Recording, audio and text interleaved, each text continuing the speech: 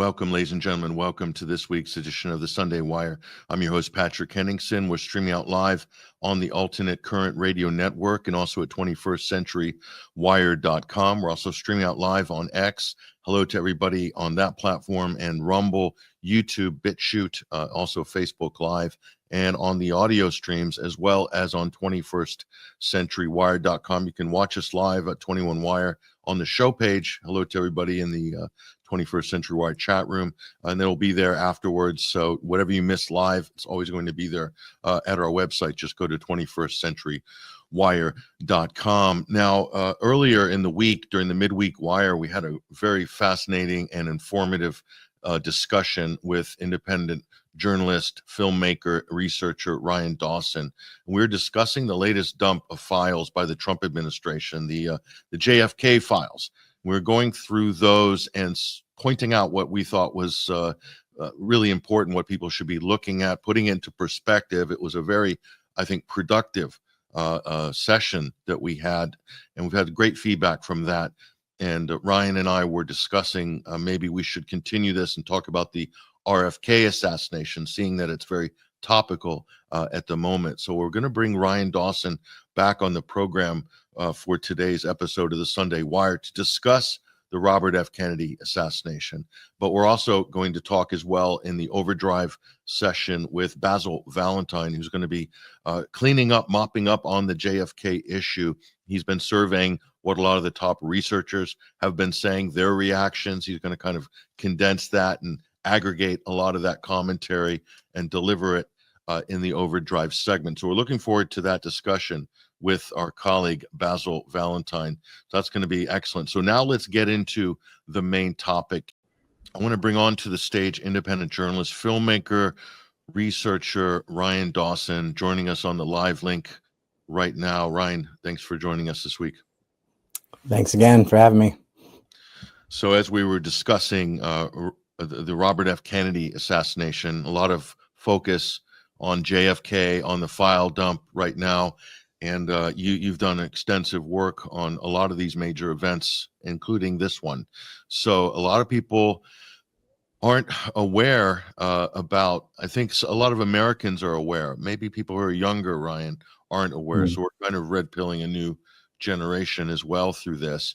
So yes, there were the JFK files that were released by the Trump administration. But this period in history, Ryan, where you had three major political national figures, John F. Kennedy Jr. in the center, and then to his left, Robert F. Kennedy Sr., his brother, who was also his attorney general, and then to the right of JFK is Martin Luther King Jr. All three of these figures were assassinated in a very short space of time. This had a very traumatic effect on the United States, the political scene. I think the spirit of the nation was in some ways damaged and traumatized by these events. So Ryan, that's why it's important that we delve into it. And one of the productive parts, I think, of our last discussion, Ryan, was we need to kind of also look at these events and separate them. You've got the who and how, like who was the shooter, how was the assassination carried out. That's important from a forensic point of view and trying to debunk the official story or the media narrative, as it were. But there's also the why and motivation, and that's equally, if not more important. So we did get some great, I think, clues and indications on the JFK files, and generally in your film, which we'll show, which we're featuring on the Sunday Wire this week, which is called NUMEC. And you can look at that film. It's also free on Rumble. We'll pull that up on the screen right now. How Israel Stole the Bomb and Killed JFK, NUMEC. This is a film by Ryan Dawson, a great independent documentary film. That's up at the Sunday screening up at 21st Century Wire. They got it too. The year after he died, they got the bomb. They got everything from Angleton. Yeah. Yep. This is why it's still relevant today, because it had has a profound effect on the relationship in the foreign policy, the domestic policy of the U.S. And everything. Only twice in history are they giving memorial services in Israel to foreigners, and one was James Angleton, where the heads of Shin Bet and the Mossad and the former heads of Shin Bet and Mossad are all at a memorial service, and then they named a forest after him.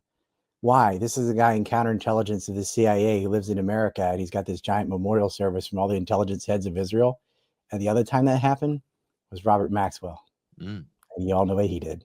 That also relates to the nuclear program, because he was the one who entrapped Mordecai Vanunu, was the whistleblower on the Israeli warheads. Robert Maxwell, there's a name that's also connected with a scandal.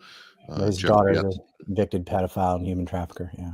Ghislaine Maxwell, the daughter of Israeli super spy Robert Maxwell. So James Jesus Angleton in good company there.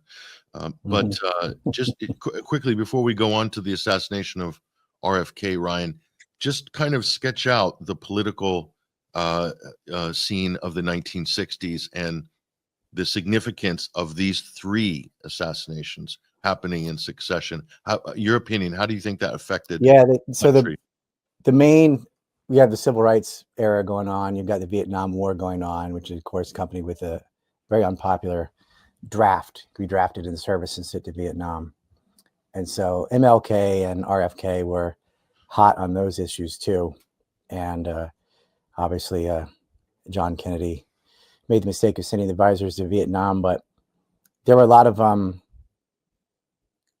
of different factions that hated the Kennedys for different reasons. And of course, you had the Cuban Missile Crisis under John Kennedy, and the ongoing Cold War, very serious threat with the Soviet Union and the United States, jockeying for position and trying to grab influence in different countries, which it affects the black market arms trade and narcotics trade, because they use that to pay for the arms trade all over the world. So you have a complex system. And this is when the CIA is kind of at its peak of really working with and managing criminals, including domestically in the United States. They had liaisons, people like Jack Ruby and David Ferry, with the organized crime inside the United States to undermine different markets and have influence. And that included with Cuba, which is important in both assassinations, but I don't want to get too deep into JFK, because we'll be here forever. I think, like you said, if you segregate it, like, we could come back and do a show on MLK too, but just talk about Robert Kennedy. His son is in Trump's cabinet. The story is less complicated, more clean, you can sum it up pretty fast. And then you can plug in that puzzle piece into John's death, because it all fits together. He was killed on the anniversary of the 6-Day War. I mean, barely, right after midnight on June 6th, June 5th, where he was shot in the back 3 times by a rent-a-cop. What's interesting about this, just from a casual, observer here, a lay person, the public, any video I watch about Robert F. Kennedy Jr., it's got this at the bottom. Immediately, I'll bring this on screen. A Wikipedia note basically reiterating that he was killed by a lone gunman, Sirhan, at the Ambassador Hotel in Los Angeles, California on June 5th, 1968. So Wikipedia, the establishment, if you will, Ryan, constantly reiterating, constantly reminding billions of viewers who are logging into the internet at every move. There's this reinforcement of this official story. So that's kind of like, who edits Wikipedia? Like, the Israeli state pays people to edit Wikipedia. I believe Al Jazeera did a doco on that. This is true. Yeah. Naftali Bennett as well. The video is doing the rounds on the internet, basically saying he's got a troll farm that looks after Israeli narratives and interests on Wikipedia. So that's, again, another one that's not I guess we should tell the official story, or the Hollywood version or whatever, is a Palestinian Christian. Already it's a Palestinian Christian, Sirhan Bashir Sirhan, just popped out of the kitchen, totally by chance, knew Kennedy would be going that route, and somehow fired an 8-shot revolver that held 8 bullets 13 times in front of Kennedy and hit him 3 times in the back, and hit 5 other people, including people that were behind Sirhan. That's actually not the official story. The official story is Sirhan shot them all by himself, and there was only 8 shots. But that doesn't fit with the physical evidence. So here's just a little primer. We'll bring this up, and obviously we'll comment on this, and we'll get into some of the material you've shared with us before the show, Ryan. But this is CBS kind of newsreel here.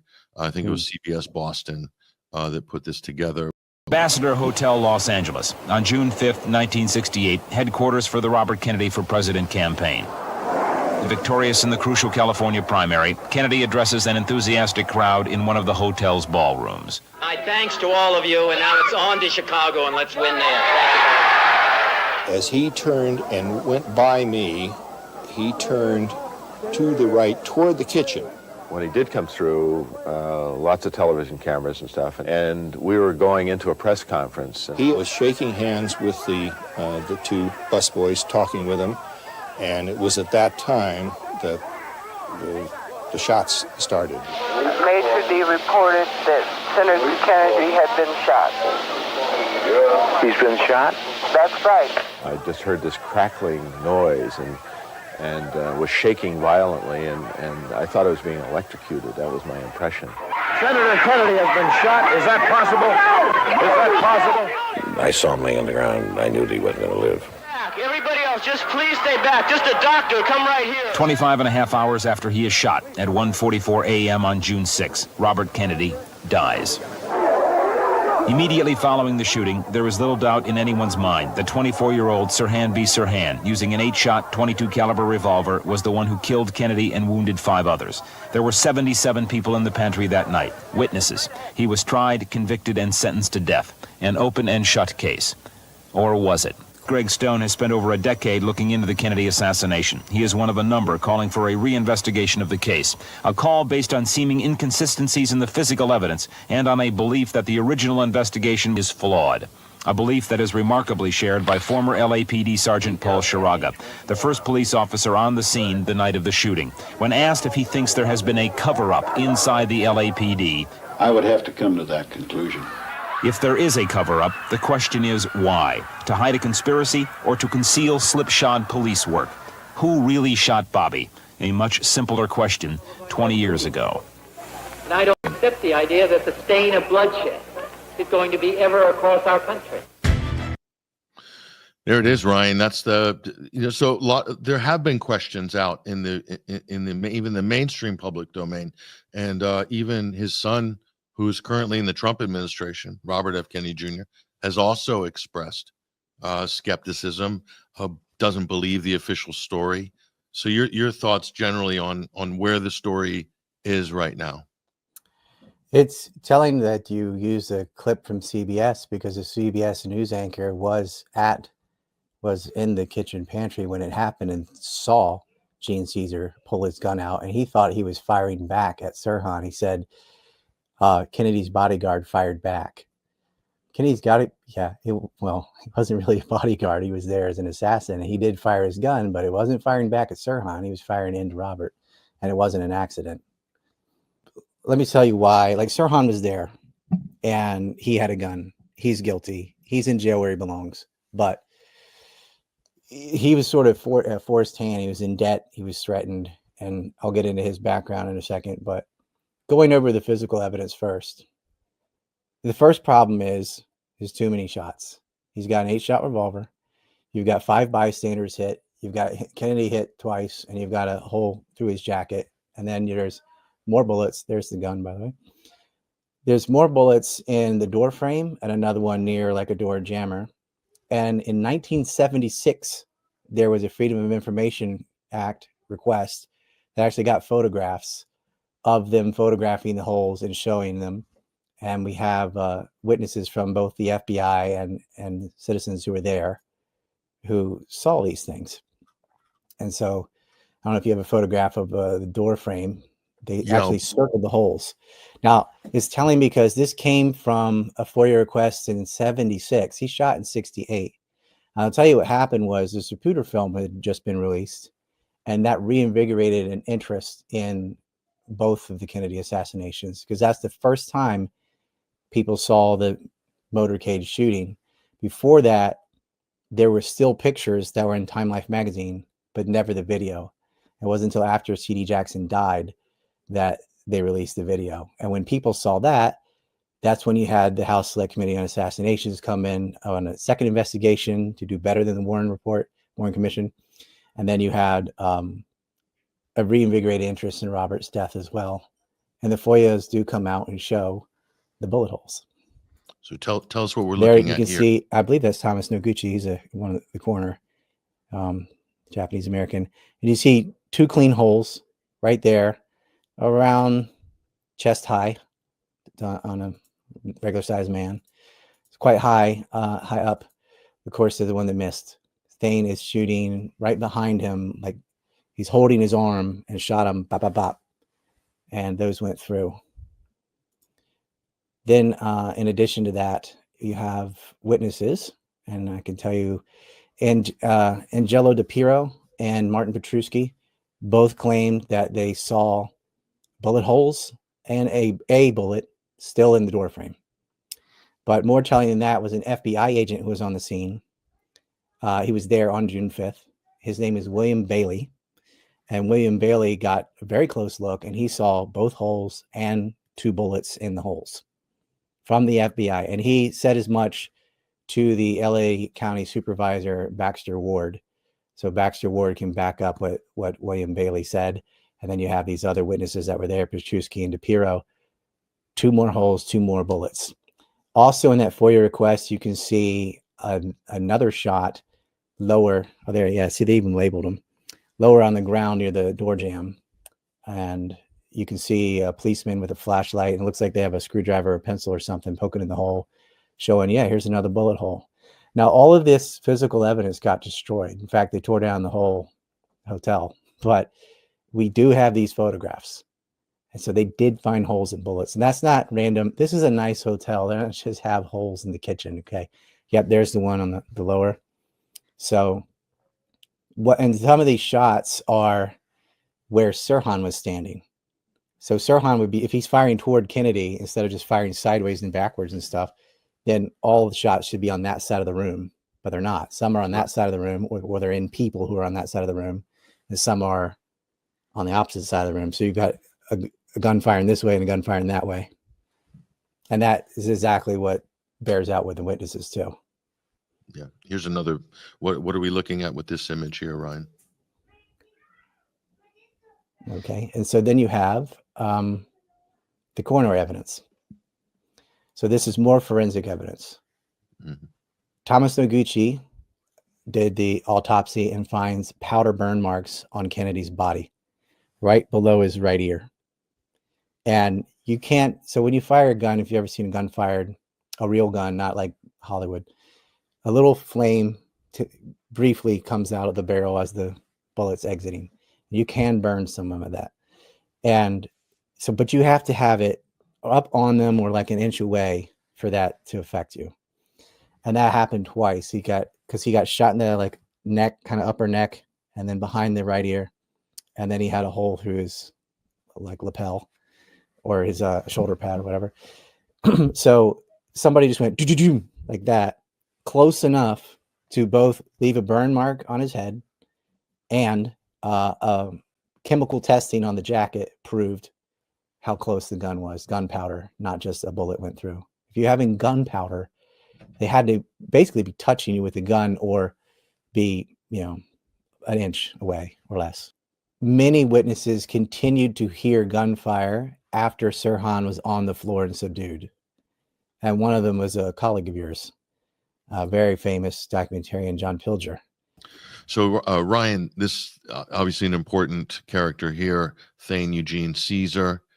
Just explain, who he is, just to be clear, and his role in the RFK assassination.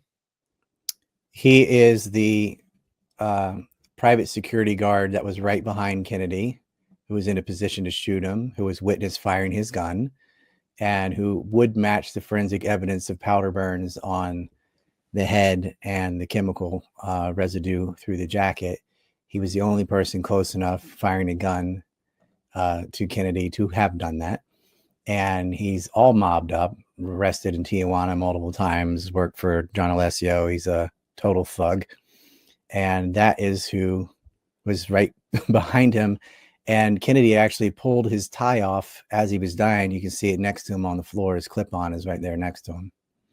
Yeah, we'll bring that the image. I think we have that image of the tie. So there you can see how narrow it was. There's the tie. Yes. Yep. That's it. So RFK had pulled that off of the neck of Thane Eugene Cesar. Does that indicate that RFK knew that he was the shooter? Well, I mean, as you're being shot and you just grab onto whatever, it's hard to know, but it's telling that it's obvious that Gene Caesar shot him, and he did at least pull his tie off.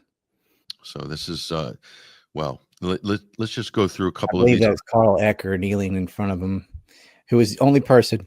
He was between Kennedy and Sirhan, so there's a whole body length of a human being between the two of them.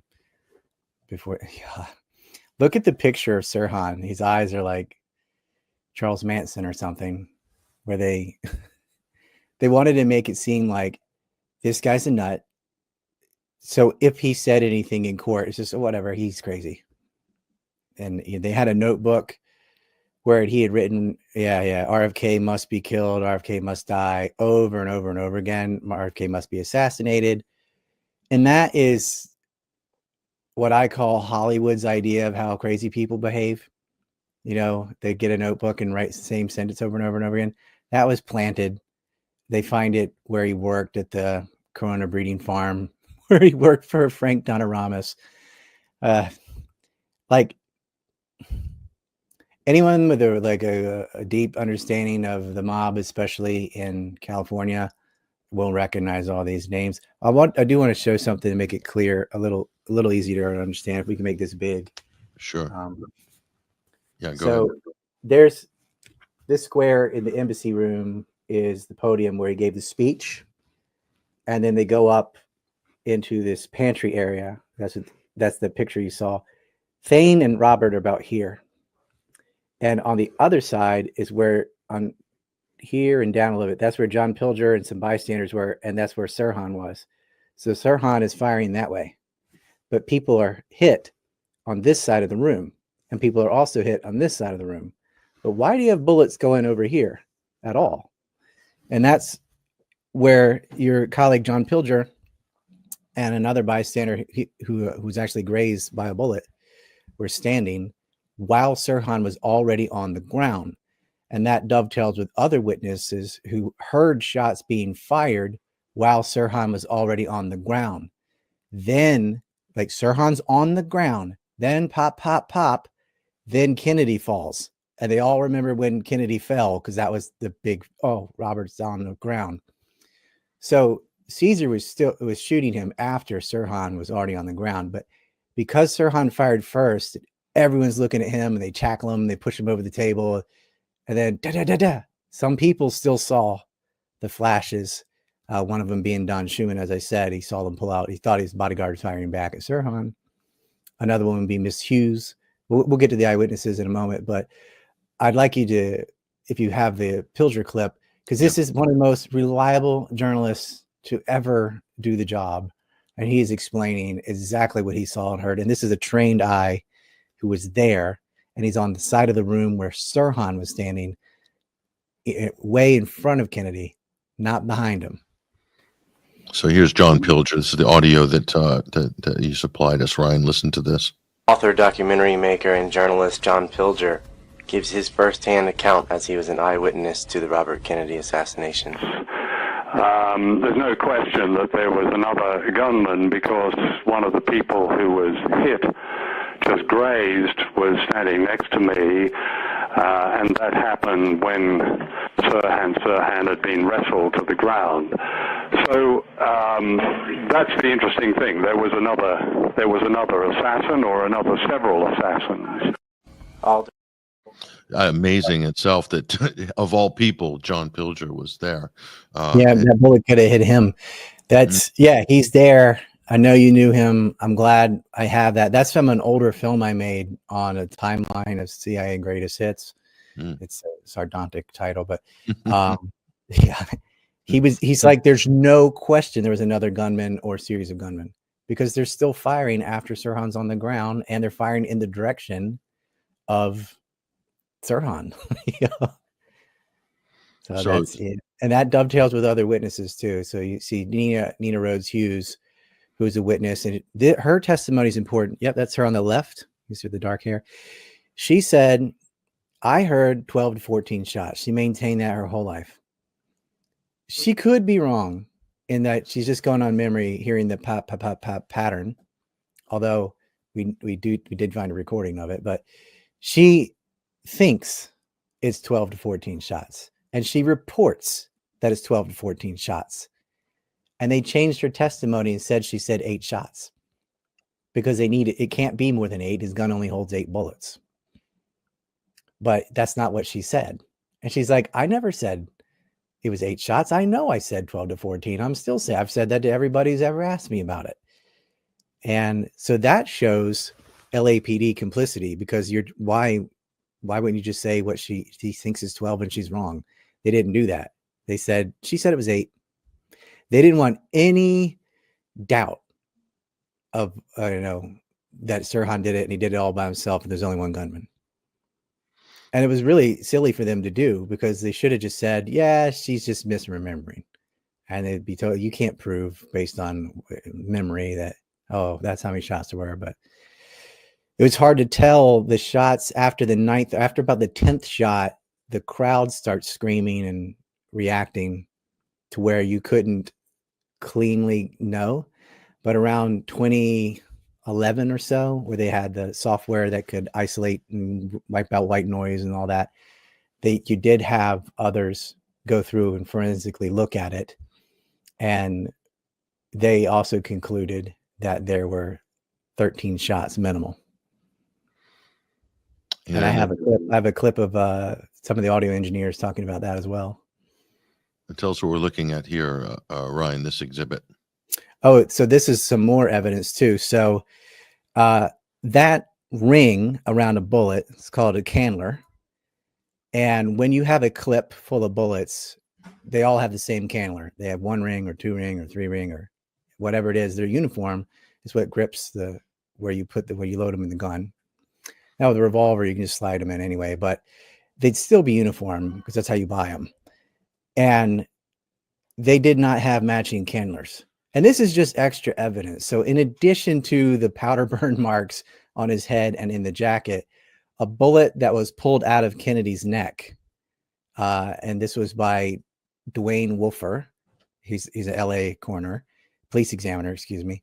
And he pulled it out of the one out of Kennedy's body and noticed that the rings did not match one that was pulled out of a man named Woody Wiesel, who was shot in the stomach.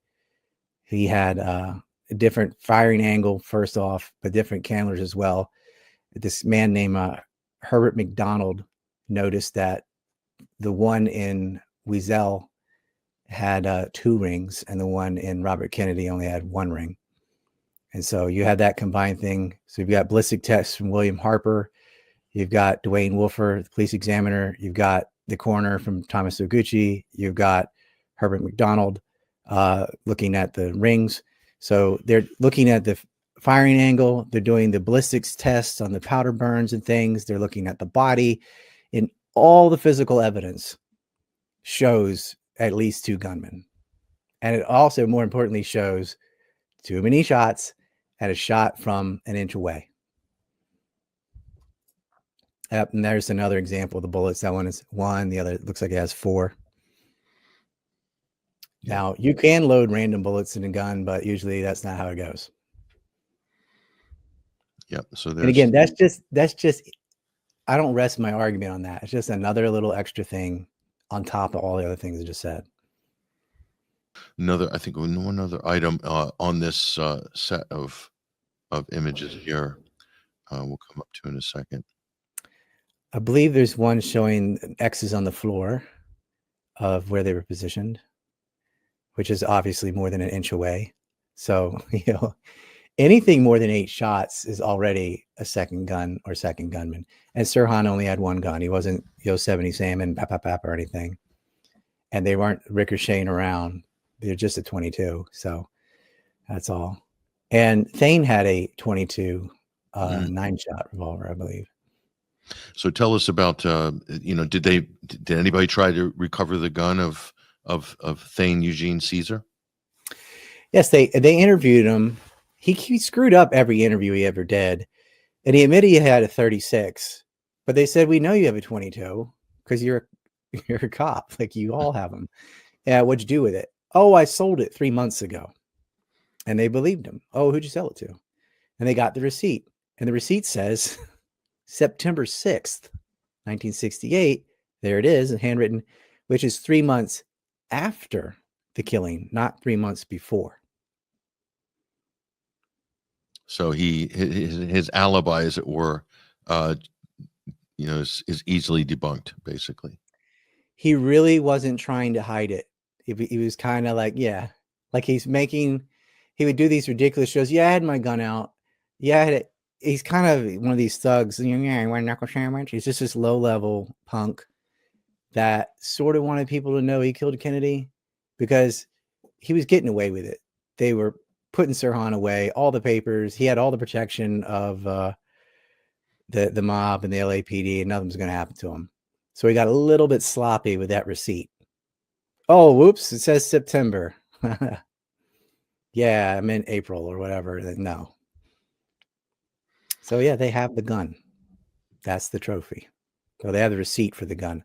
The gun ends up in like a lake in Arkansas. That doesn't matter, but like they used to have the gun. That's gone. So but there he was. He was in a position to shoot him. He's right behind him, and it matches all the physical evidence. So Ryan, just on the basic ballistics, mm-hmm. The official story fails immediately. Yeah. I mean, you don't even need to be a professional forensic pathologist or a CSI investigator to work out that, right? That FOIA request from 76 does it. Like, even if the door jam, forget it. The 2 holes in the door frame, plus 5 people being hit, plus Kennedy being hit twice, plus a hole through his jacket, you already have too many bullets. And then you got one in the ceiling. It's 13 shots or more. There could be a bullet they never found, I suppose, but you have more than 8 shots. And the distance is wrong. You cannot get powder burns on the back of someone's head unless you are touching them with the gun.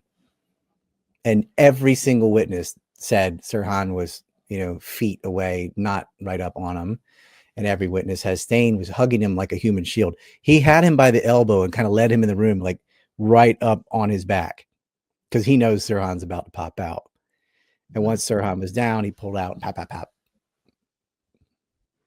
These art, they're misleading with the drawings. Like, yeah, this is just some of the collateral mainstream material here. There's Robert F. Kennedy on the ground. So chaotic scene, a lot of people in the room, and it is very telling, Ryan, as you mentioned in your analysis, that the House Select Committee on Assassinations, that report was finally released in 1979 or something like that. But it was around or after that time that a lot of people start turning up dead or people getting knocked off. I mean, that's what the implication is. What's your thought on what was going on at that time? Well, even before that, you had witnesses getting harassed and researchers getting harassed. You had the LA district attorney he thought there was a second shooter. He said something along the lines of, the time of counting shots is over. We need to be looking at the firing squad. So some of them thought not just Thane, but like 2 more people. And Pilger sort of thought there could have been more than Thane too, but 1 more is enough. I mean, Thane Cesar was a shooter. He's there, witness firing his gun, and it matches the forensic evidence. But if you talk about witnesses being harassed, that happened right away. You had, first off, William Harper, who in 1971, he had, right, like the day before his testimony, some guys drove around in a Buick and shot the back of his car. So they're shooting at his car. You had Walt Emerson, who was a researcher and kind of financing research too. He got death threats on the phone. Theodore Chirac got assaulted with a gun. They pistol whipped him. And his secretary, Betty Dreyer, was knifed. And I'll promise you, and Sirhan's in jail. Sirhan is not running around shooting cars and knifing women and pistol whipping people or threatening people on the phone or any of that stuff. And a lot of that happened around 1971. So this is before the House Select Committee concludes anything. But they did not like these people probing into the death at all. And also Thomas Noguchi got fired. He got reinstated because this attorney named Godfrey Isaac did a really good job and got a job back. But he kind of learned, okay, keep my mouth shut, because he had already lost his job. But he's the one saying about the powder burns and everything. They're like, you can't say that. Just the mob was not worried about the LAPD, but they didn't control the coroner, and they couldn't control everything, but they could control how it got reported. Here's an interesting story as well. Just speaking of that, and Robert F. Kennedy Jr. had weighed in on this. This was, I think, in 2018. Pittsburgh Dr. Cyril Wecht applauds RFK Jr.'s call to reinvestigate father's assassination. And this is the forensic pathologist from the former Allegheny County coroner, Dr. Cyril Wecht, has long held the belief that there was a second gunman who fatally shot his father, RFK Sr., in Los Angeles then. So Thane retired to the Philippines. So he never was investigated. He didn't do any time. He got off pretty much scot-free. Yeah, he had a nice life. They took care of him. And, the people around him, because Hoffa had a contract killing on RFK, him and Carmine Galante put that together. And, by December, once Nixon gets in 71, he gets Hoffa out of jail. It was part of the package. And so there's the story that I find more interesting is getting Thane Cesar to shoot RFK it doesn't really go anywhere unless you know what a security was and who was around him, who paid for it. The talk of contract killings before the death that was discussed. They have an in-jail witness hearing them discuss it. Now, that doesn't prove anything by itself, because of course the mob is going to talk about killing Kennedy. They'd like to kill a lot of people. That doesn't mean they did it. But when you put it all together, like, for example, look at Sirhan's lawyers. Grant Cooper is his lawyer and co-counseled by Russell Parsons. And this is an absolute joke if you know who these people are.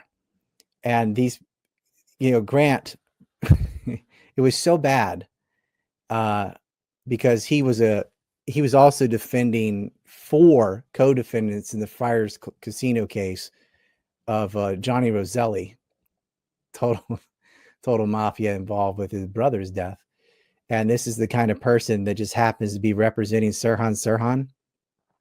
What a coincidence. He's not there to defend Sirhan. He's there to limit the investigation to only Sirhan and make sure Sirhan doesn't run his mouth. And that's where and the fact that Sirhan is working for Frank Donaramus at the Corona breeding farm, which was a gambling. They do horse racing and dog racing and all kinds of illegal things. They were providing the Santa Ana racetrack, and all these things are mobbed up. But yeah, and then Roselli himself, Johnny Roselli, was murdered before he could talk to the House Select Committee on Assassinations for his third testimony. They murdered him and put his body in a drum and dumped it in a lake in Florida. It's surprising. I think a fisherman or somebody found it, but usually that would have been a Hoffa-styled appearance where you never found the body, but they did. They found him in a drum. But that was a really strong signal telling everybody, shut your mouth, don't talk to the House Select Committee on Assassinations. But here's the best part about Cooper. This is 1969, okay, because the trial takes a while. He was in possession of unauthorized secret grand jury testimony, because why not, right? This is how you harass witnesses and things. And so he had to get pulled off because of that. And so Russell Parsons, the co-counsel, takes over. And this is a man who also had his whole career, he's a mafia lawyer defending them. And he had actually been investigated over his mafia connections by the chief counsel of the Senate Racket Committee, which was as you know, Robert Kennedy. The man that Robert Kennedy had been investigating is defending Sirhan as his co-counsel after the lead counsel had to be taken off for having illegal tampering with the jury and testimony, jury and grand testimony. It's comical how bad and crooked the whole thing is. And then you look at Sirhan, $28,000 in debt and working for people of the same syndicate. So, that never sees the light of day for some reason, but that's what you have going on. And, oh, by the way, Parsons, the co-counsel who was being investigated by RFK that defended Sirhan also wrote a reference letter for a very famous mobster who hated the Kennedys named Mickey Cohen. He tried to get him leniency in Cleveland. Mickey Cohen was in jail at the time of the assassination, but Mickey Cohen was a huge financier of not only Irgun terrorist organization, but Westgate, California, which this is a little bit complicated, but the people that ran a security that hired Thane was the U.S. Bank, National Bank of San Diego. And it's run by this guy named Arnold Smith, who becomes a Nixon guy. But by 60, so, before the Kennedys were shot, he combined his holdings with John Alessio, mobster from New Jersey. And they owned this conglomerate called West Bank, California. And West Bank, California was in everything, but they were getting no interest loans from the U.S. National Bank of San Diego. So it's called, in Japanese, called that a zaibatsu, where you have a company that gets privileged loans because they own the bank, they own the company. And so they would get into like the yellow cab industry, tuna packing. They was pretty diversified, but they had the advantage of that. And they're also doing loan sharking and helping finance illegal operations for the mob. One of those was a John Alessio outfit. What he had, these racetracks, like I mentioned, and Sirhan's working at one of them, where he's working at the place that provides the horses, but whatever. What he would do is he had a dog and race track in San Diego, and he had others in Mexico. It's illegal to gamble on racing in the United States, but it's not illegal to make bets in Mexico. So he would just process bets on U.S. races in Mexico and then use the bank to launder the money and da, da, da. And he is had the controlling shares and was the director. So like the president of Westgate, California was Smith.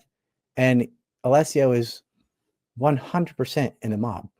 Like he knew Dalitz, Cohen, all the famous ones, everybody knows these people.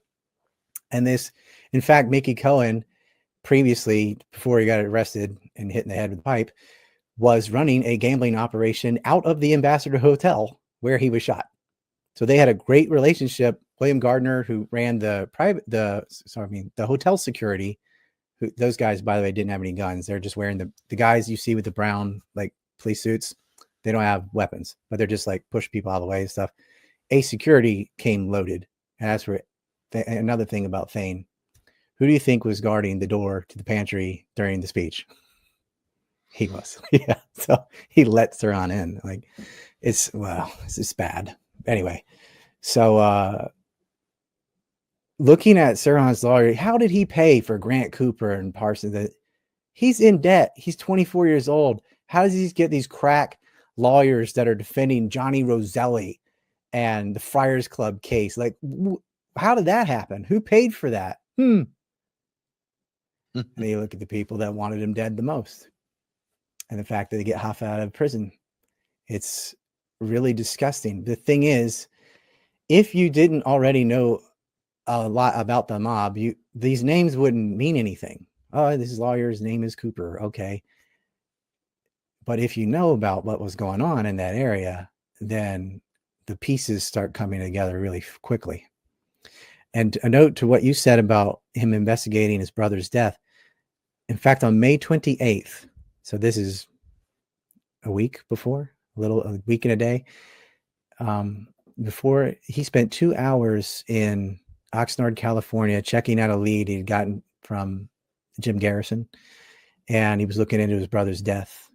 And RFK verbalized to aides and things that he thought Hoffa could have had a role in murdering his brother. That's what he believed.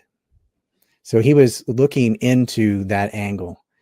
And of course, I spoke earlier about Carmine Galante and Hoffa saying they have a contract killing, that their Kennedy is just going to, when John died, they said, haha, Robert's just now another lawyer.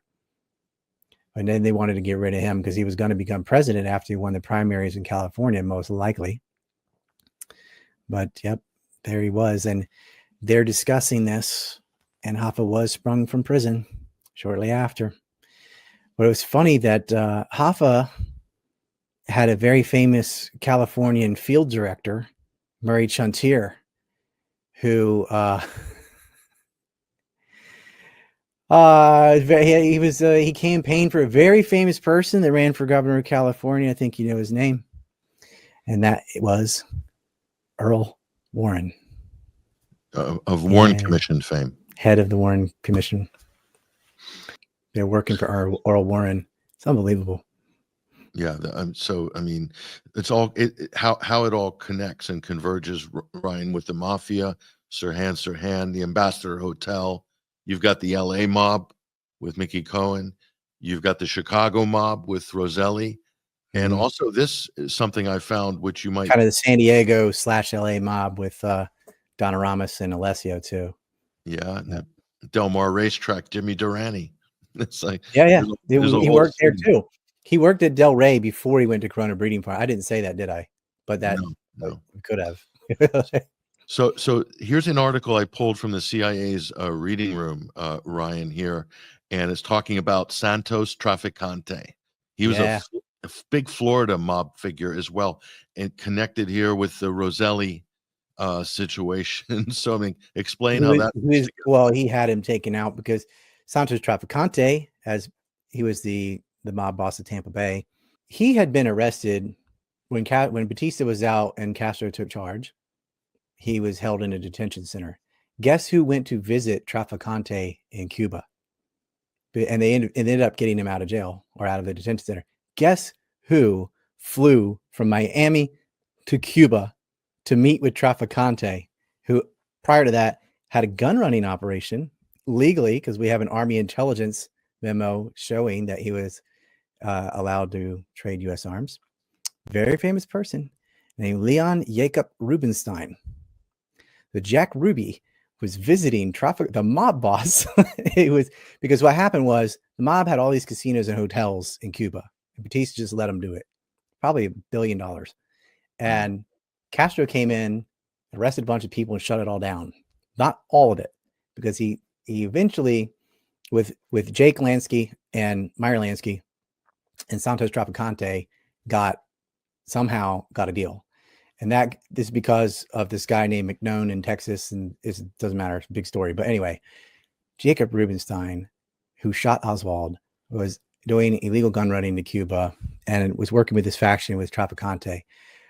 Roselli knows what Trafficante and Marcelo did. He knows their role in killing JFK. And they know that he knows. So they made him shut up because he was in trouble in the Friars Club case. So he's thinking, I'll plea bargain, I'll say this, I'll say that. He wants to stay out of jail. They go, no, you're going to end up in a drum in Florida. And Sam Giancana, who was a wheelman, they shot him in the mouth for talking. So that's how they clean that up. And I have all the documents on this. I didn't bring the JFK with me, but yep. Another interesting thing that Ruby knew was George White, who worked in the Federal Bureau of Narcotics and Dangerous Drugs. They shorten the name now, but George White was the head of MK Ultra, and he used to go pick up Trafficante at the airport and ride with him and Ruby back and forth to Miami and stuff. They all knew each other, and they're going to act like, and this is very important because this came out officially now. Angleton, had surveillance on Oswald for years. They act like they didn't know him, that he wasn't in the government or anything, and that's just not true. He was in the YouTube spy program in Japan with Ferry, Civil Air Patrol. They're at pictures at barbecues together and stuff. They all knew each other. He knew Bannister. He knew Shaw. They lied about Oswald. And now we know that we knew, but like now it's admitted that Angleton had eyes on. He had more than eyes on. They were running him, but they at least admit they had eyes on Oswald. And of course, Oswald and Ferry knew each other. Oswald knew all these characters. Ruby knew him. They knew Officer Tippit too, who was also murdered. I'm trying not to get stuck on Kennedy, but but this is how the Robert Kennedy assassination relates to the same players that are involved in the cover up and the triangulation shooting of JFK. And that's a big background, I know, with the Marcello brothers and That's another guy, Carlos Marcello, not Joe, but the younger one, was got sent to a trip to Guatemala by RFK. Found in his immigration records or something, made him have to go down there. I mean, he just came back, but he had to go down to Guatemala. They didn't like him. They really wanted him out. And Roselli, this is from the reporting here that I pulled up from the CIA reading room. According to the police, 70-year-old Roselli was strangled and his legs were sawed off so the body would fit into a metal drum. The murderers cut holes in the drum so it would fill with water and weight it down with heavy chains. Okay. Then it was heaved into Miami's Biscayne Bay. But apparently the gases from the body in the drum cause it to rise eerily from its saltwater grave. The drum with its grisly contents washed up on the shore. So that's how they found out about Roselli. Otherwise, he would have just disappeared. Would have been just disappeared.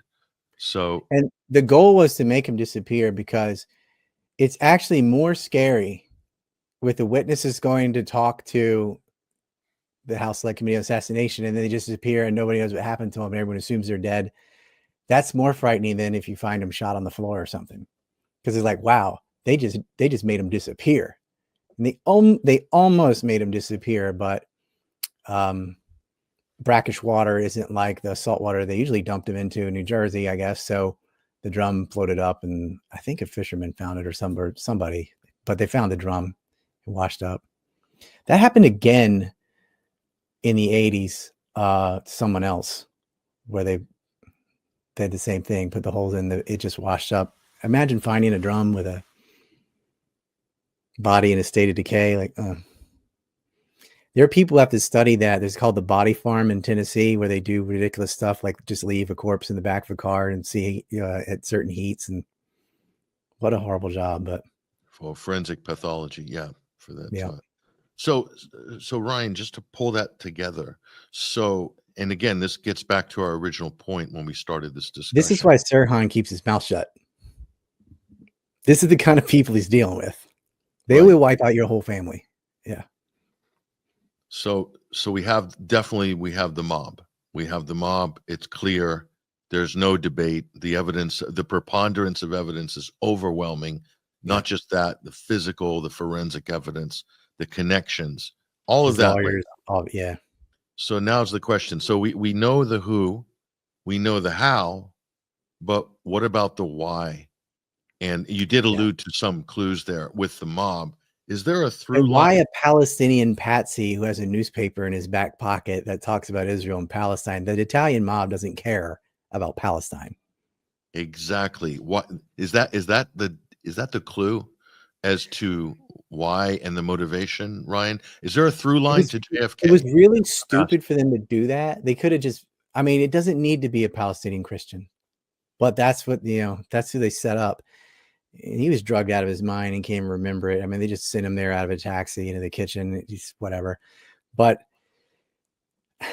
this is how they are. I mean, it's kind of like the anthrax letters in 9/11. They wrote death to America, death to Israel. I mean, they just can't help themselves. It's kind of like the 40 beheaded babies. It doesn't matter how ridiculous it is. That's what they went with, because they wanted the sympathy. They wanted to blame a Palestinian for killing Camelot, killing Kennedy again, and again, another Kennedy dead. And it was this rotten Palestinian. That's what who did it. And so it would make you side with Israel. And what's really disgusting about that is Kennedy, Robert Kennedy at least, supported right of return. He had supported Algerian independence the whole time. He supported registering the American Zionist Council under the FARA, Foreign Agent Registration Act, that's AIPAC today. There'd be no AIPAC. There'd be no UDP. None of that. None of those would exist. They'd have to register for an agent. They'd lose their power. And of course, he'd supported investigating Dimona because it was Robert Kennedy. If you've seen the film, well, I know you've seen the film, but for the audience, if you've seen the film, it was, Carl Duckett and Hayden and the guys working for him are the ones who physically went out and tested flora and fauna around Dimona and found the 97% enriched uranium, proving they'd stolen it from the United States. Robert Kennedy knew all those things, but he couldn't really act on those things unless he became president.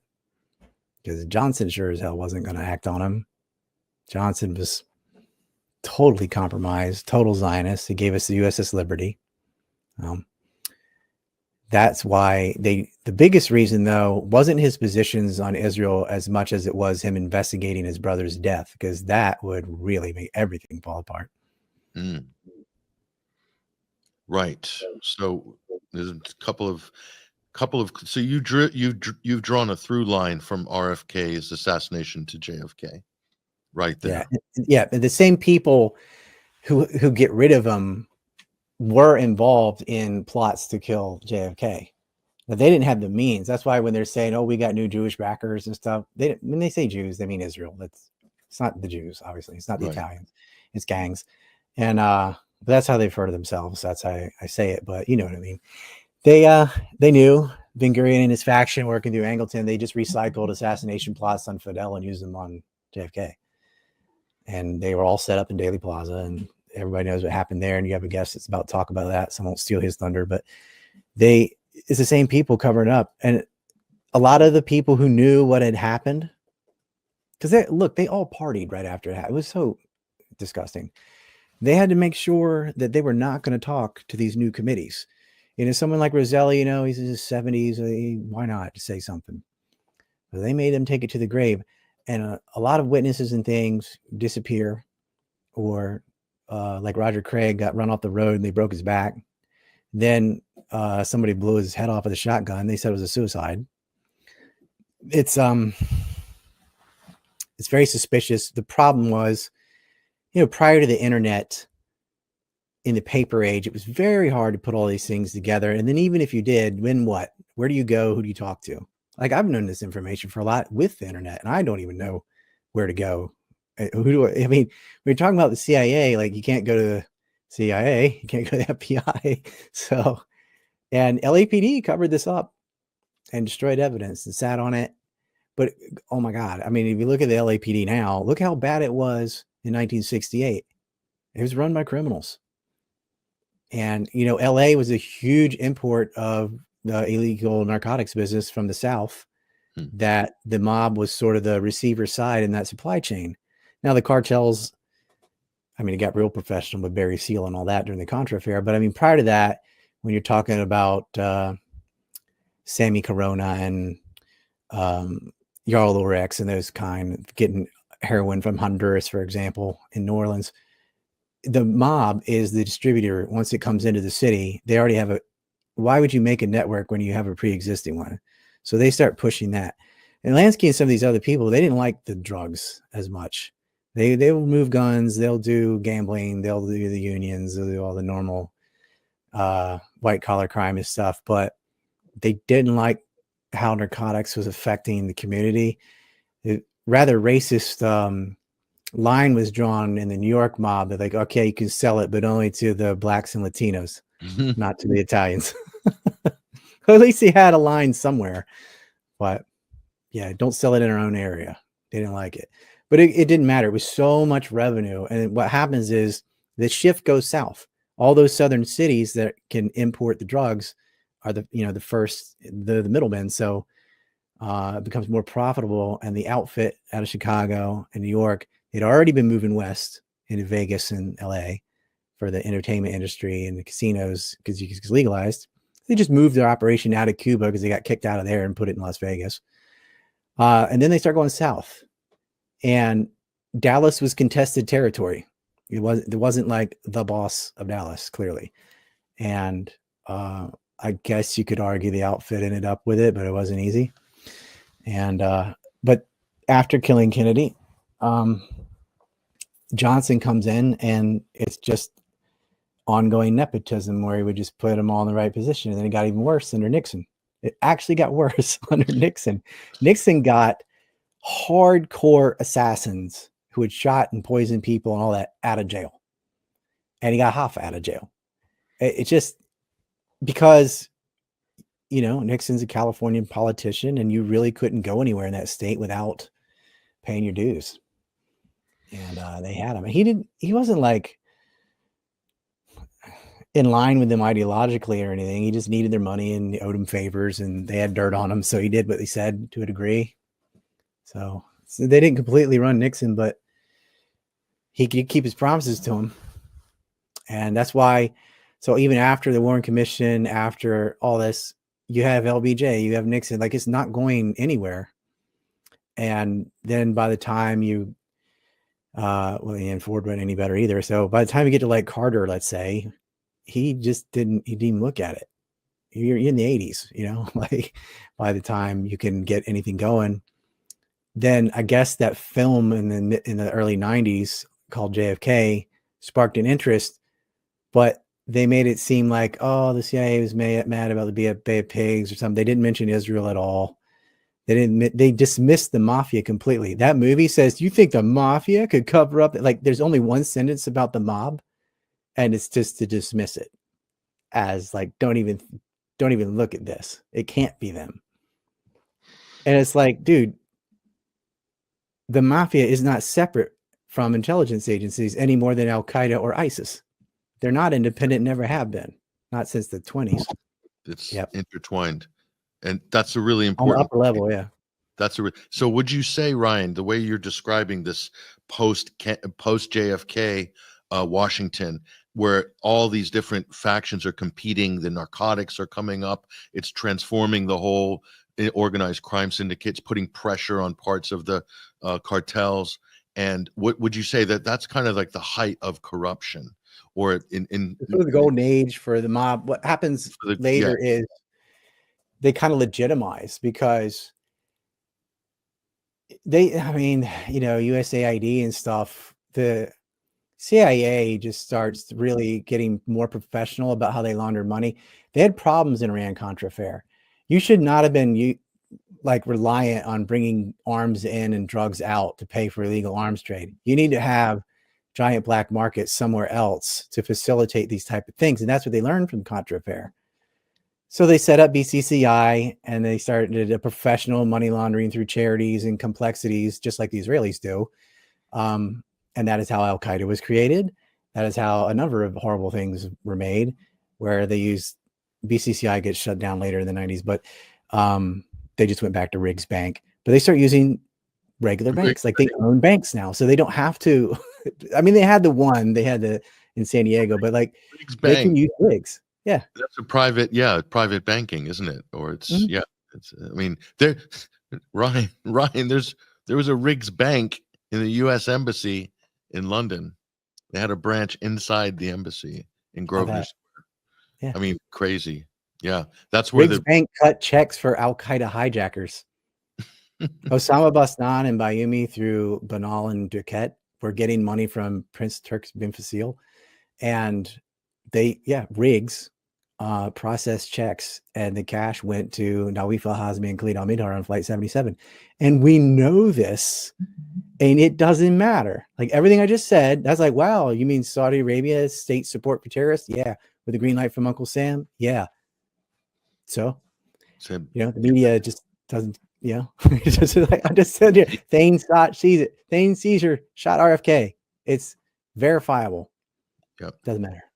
Yeah, there's no more than him saying I did. I mean, you have the witnesses who saw him shooting his gun. He's right next to him. It matches the powder barn. He's in the right place. He works for the mob.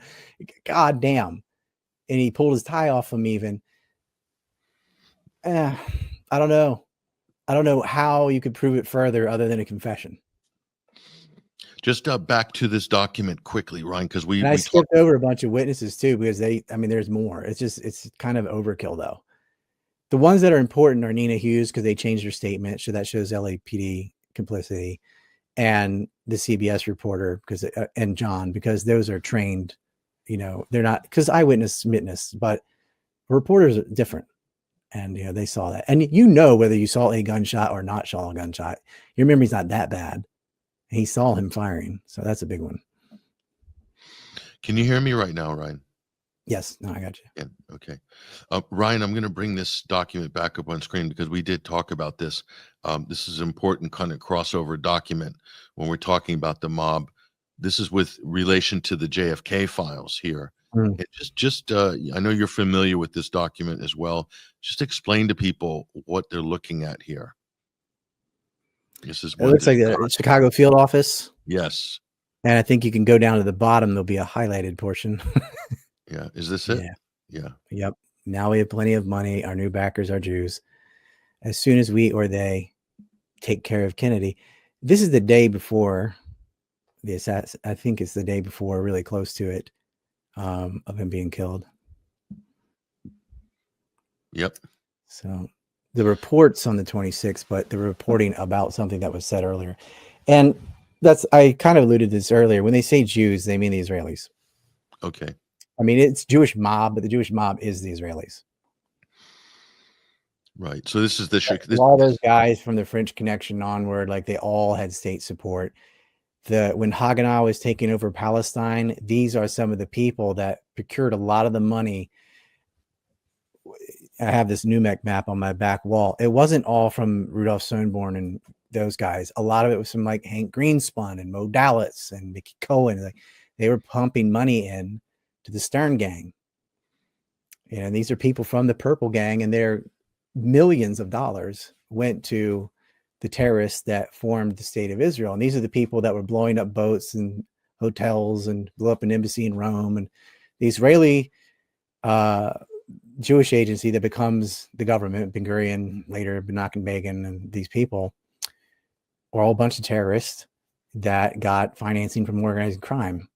And a lot of the illegal arms that ended up in Israel from Charlie Winters and these people, stolen from Nathan Liff, they stole some of that from the United States, some from Europe, and it would all go. There's a flow of weapons going to Palestine to back terrorists for the war in 1948. And a lot of money for the guns comes from organized crime. So, and these are the same people that are backing up these banks that I was just speaking of in Westgate, California, and blah, blah, blah, running illegal gun traffic to Cuba, illegal gun traffic to Nicaragua with the Somozas. And it's a long story. A lot of that, though, it's all in the film I made, which you guys are going to show on Sunday, I guess. That will give you a good background on what was going on before they killed John Kennedy, and the conventional weapons flow, as well as this theft of uranium. These players that are in this film, you'll see Anastasia, Meyer Lansky, the same mob figures pop up and help finance the birth of the state of Israel. And that's one of the big, I think, important conclusions that myself and many others, you of course, have made this connection with Israel and the assassination of John F. Kennedy. With details too, like I'm naming names. And what they did and when they did it and paperwork. It's in there. And I probably should do a film on just Daley Plaza or a film on RFK, just the Ambassador Hotel, to show what was going on. And I will do that after I finish the one I'm working on now. Because the public is ready for this finally. The files are out and they need to know. Yeah. Unfortunately, most of the criminals involved are dead. So they're not going to get punished. But people need to know what the Israeli state did to the United States. Yeah. Yeah. The timing is, I think you're right, Ryan. The timing is good for this. I just have a little clip from NUMEC, which we'll play. This is from Ryan's film NUMEC, just a short brief clip here. We're going to play this.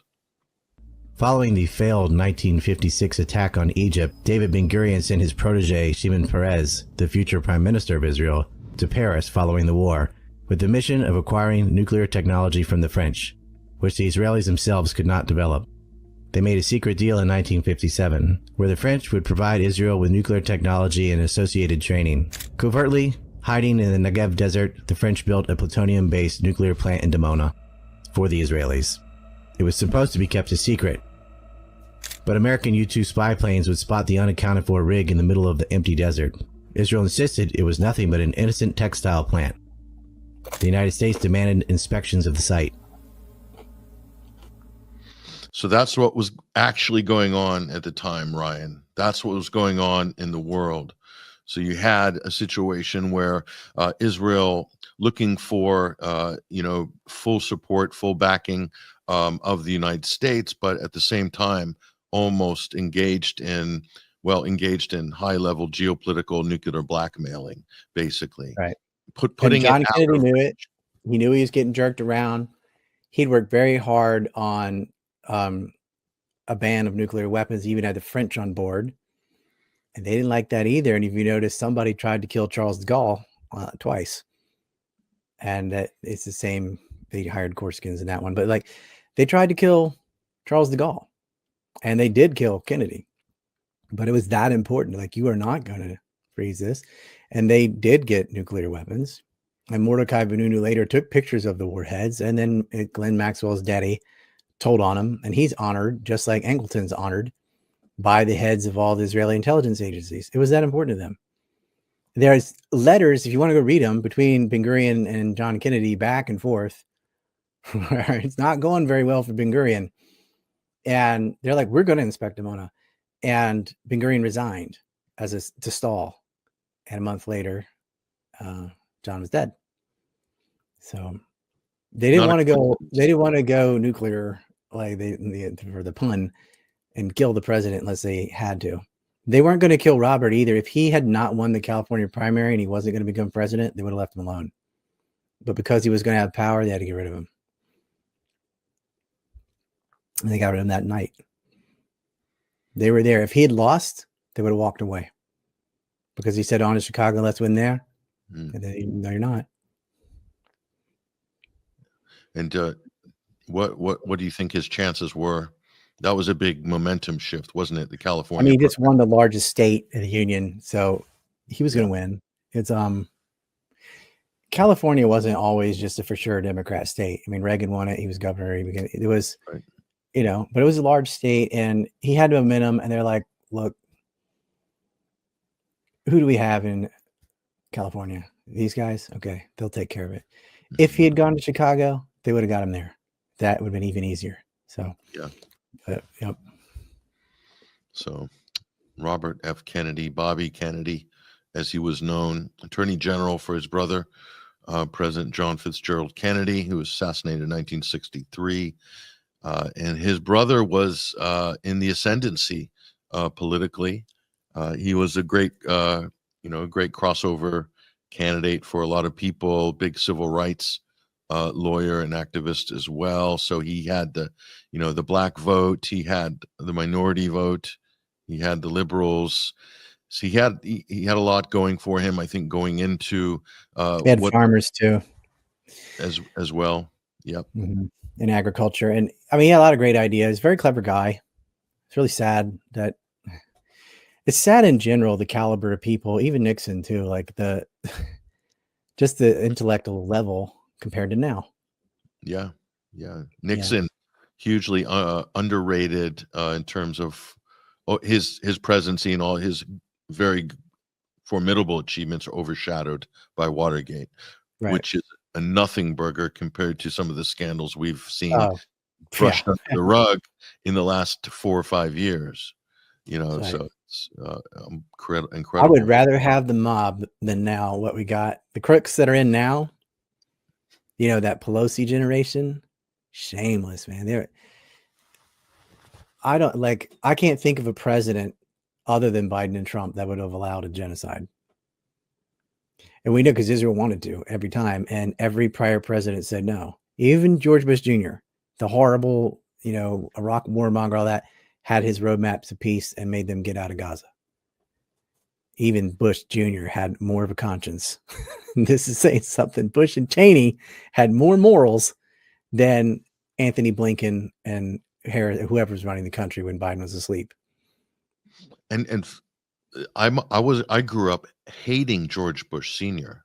And I grew up believing that he was behind the Kennedy assassination 100%. It was a Bush family plot to get rid of the Kennedys.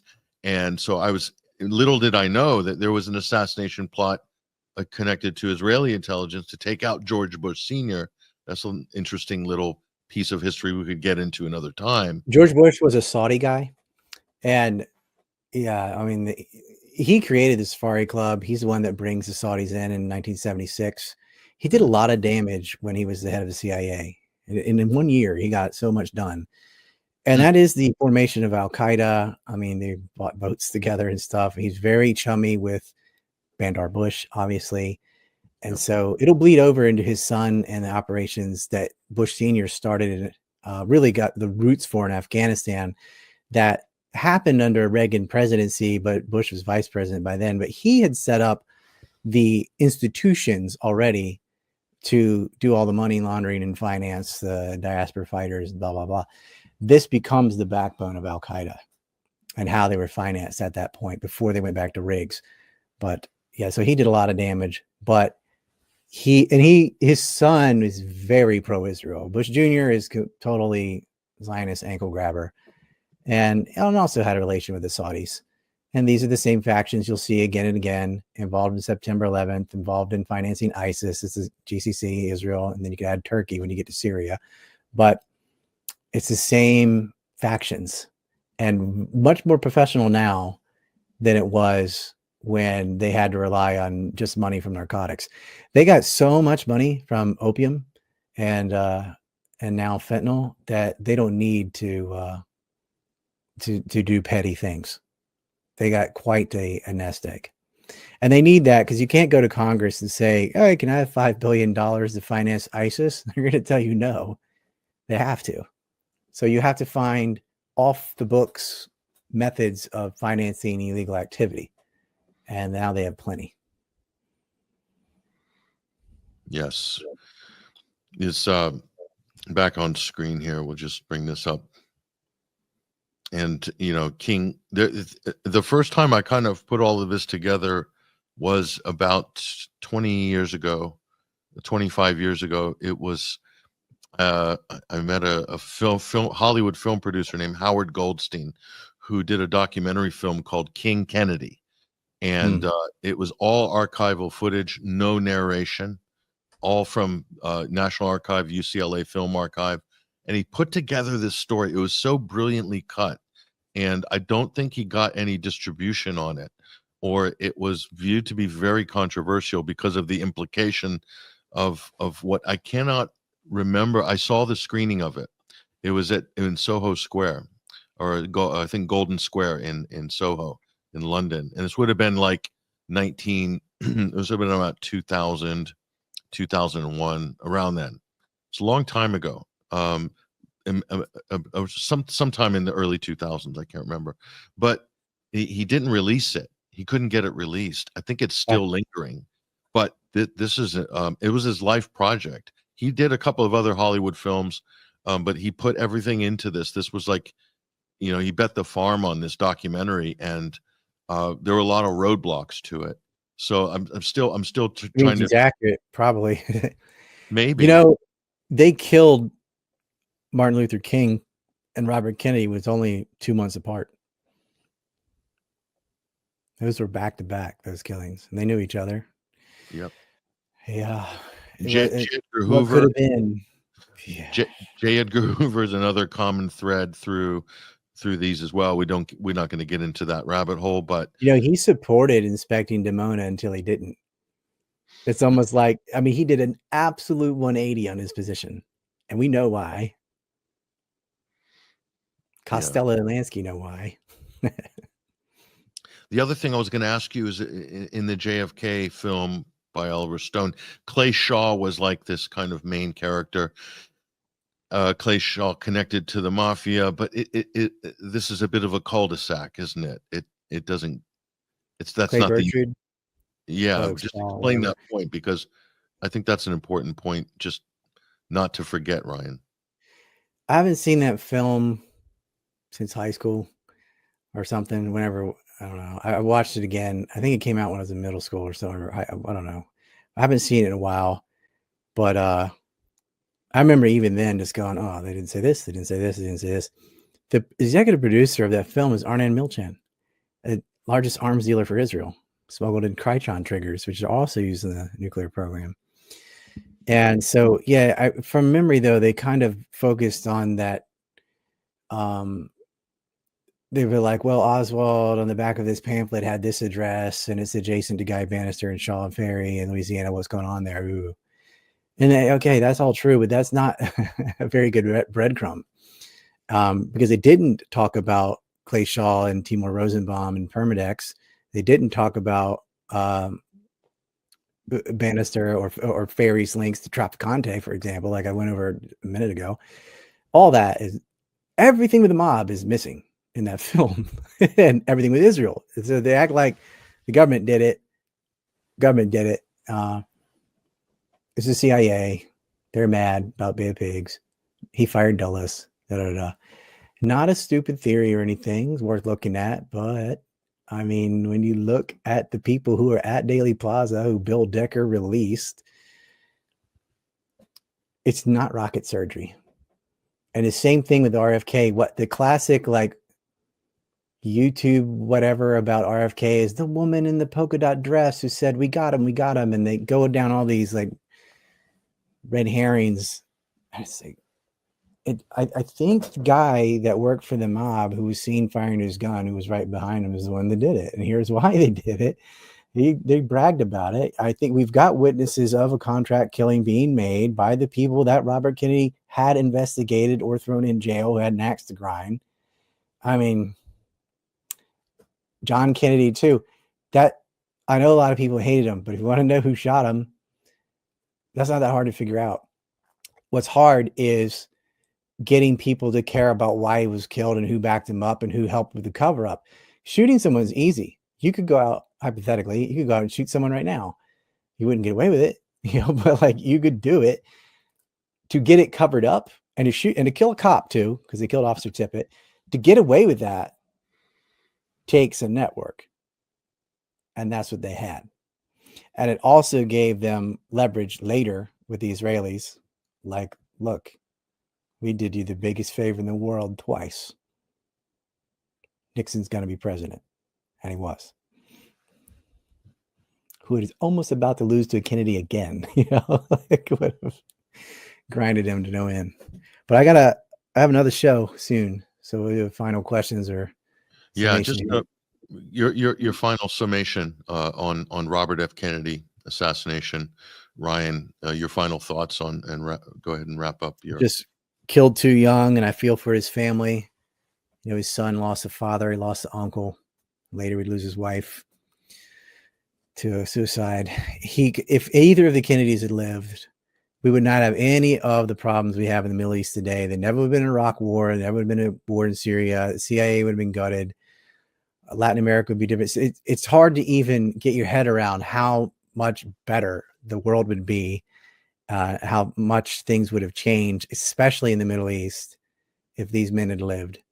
And we wouldn't have had proliferation of nuclear weapons. The entire Cold War would have changed. Like everything fell apart when John got shot. And then when we had a chance to fix it, they shot Bobby too. And that was it. They were the last people to ever tackle those toxic topics. And so now we have a president that's bombing Yemen and is probably going to be led into a stupid war with Iran. Kennedys would have never done that. They're not perfect. They did some stupid things, but the direction of the United States, which affects the whole planet, would have been completely different and in a positive direction. Martin Luther King too.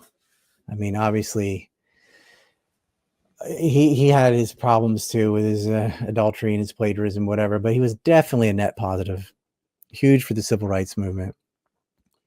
And who knows what he could have been and inspired had he lived. And they know this too. They know if they're not going to assassinate someone who doesn't matter. They come after you because they know you matter. You're a threat to the system. And all three of these men were a huge threat to organized crime, the CIA, which to me is organized crime, with the Kennedys especially. And, Black community and others were listening to Martin Luther King. They didn't want to be in Vietnam. They didn't. Those struggles were important. And here's someone that wouldn't be the boogeyman they wanted him to be. He had passive resistance. He, of course, they killed Malcolm too, but he was a threat to the system, and they wanted him out. And they didn't like that style. And it was a signal to everyone else: don't ever replicate this, or you'll end up like him. You'll end up like Kennedy. You'll end up like Martin. But people have continued to speak out. We've had, in our generation, the Snowdens and Assanges who paid the price: exile, jail. But was it worth it? I mean, so Assange comes out and says, yeah, the NSA, or the Snowden too, the NSA shares everything with the Israelis. Gets a lot of heat. No change, no political changes happen. Assange is talking about the civilians murdered in Iraq and things we all know, but there's no consequences for it. Instead, they go after the whistleblower instead of the criminals, which lets you know we're run by criminals. We're run by criminals. Largely started by killing John F. Kennedy and installing Lyndon Johnson. We hadn't had a crook that large since Lincoln. And I'm talking about the real Lincoln, not the fairy tale one that people think freed the slaves on. I'm talking about the actual Lincoln. Yeah. Well, yeah, Ryan. It's amazing. It's amazing. And you know, some countries have a policy of decapitating leaders. So there's always chaos, disarray. You know, problems with continuity of policy, and ultimately making them more vulnerable to outside influence. And that wouldn't have happened either. All those leader decapitations in Latin America, that wouldn't have happened under Bobby Kennedy, most likely. Yeah. Johnson and Nixon, they all let him, they did it all. They all did it. Yom Kippur, the 6 Day War wouldn't have happened. The 6 Day War would never have happened if it wasn't LBJ. That whole annexation and the whole problem with Palestine, like that would have been gone. Different could have been. Different world. I have like time machine fantasies to help JFK. Like if you, yeah, you need a TARDIS.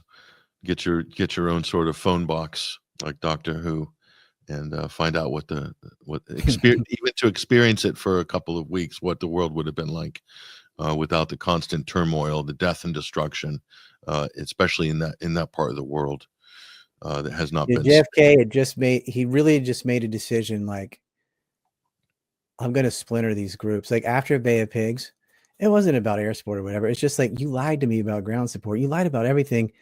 He'd already fired Dulles and some of the others. And then a great reform was on its way. It was coming. He was going to break them into 1,000 pieces. He's still strong against communism and all that. He wasn't soft, but he understood. He called it a government within a government. Kennedy had figured it out. He figured out where the shadow government was. Now it's morphed in. It's even deeper. It's horrible, but just Doge, like cutting people off Social Security who are over 120 years old and they're setting Teslas on fire. Like this is the reaction to cutting waste. And I mean, you and I kind of agree on Elon, but that is something like, okay, we can cut money to 135-year-olds because they don't exist. And they're setting Tesla factories on fire.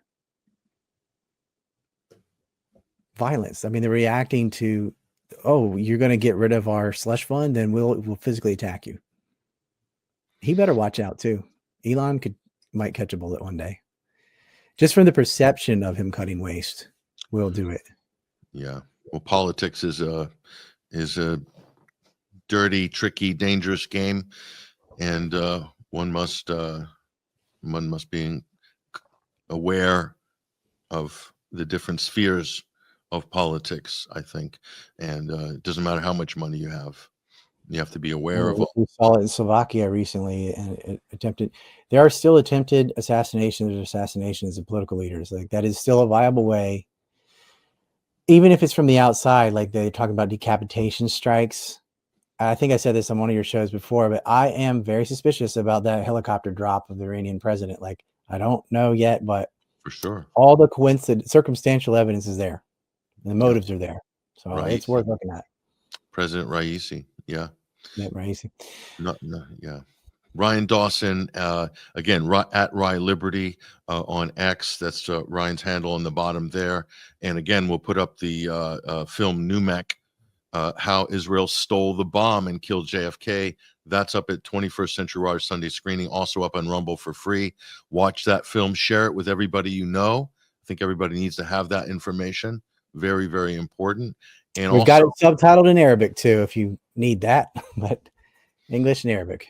Very important to have it subtitled in Arabic, actually. And here's your website, the Anti Neocon Report. That's where you can visit Ryan, see his books, his films.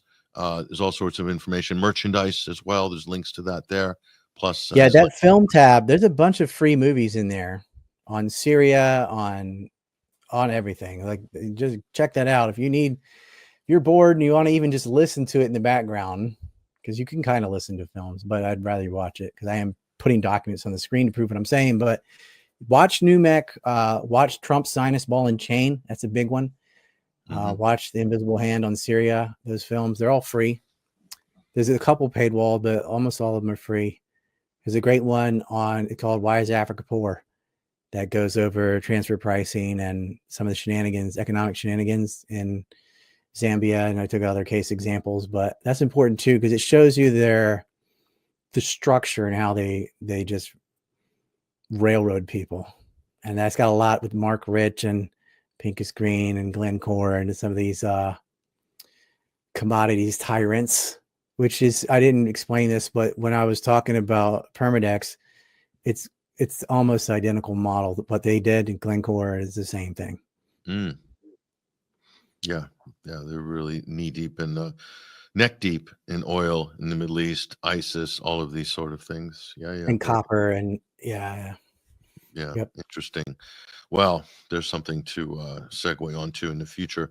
But thank you for joining us, Ryan, and taking time out of your very busy schedule because this story's dropped. You're very busy because you've done. Thank you. It's cathartic to get this off, out to people, and I'm middle of the brothel gate, that's another interesting thing I'm digging into. So maybe we'll touch back on that on Spaces or something. So really appreciate it.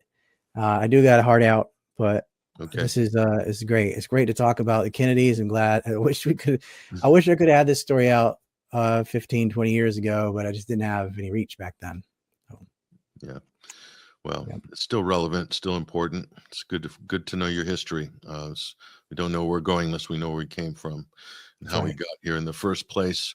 There he goes, ladies and gentlemen. That is Ryan Dawson, independent journalist, filmmaker, and researcher.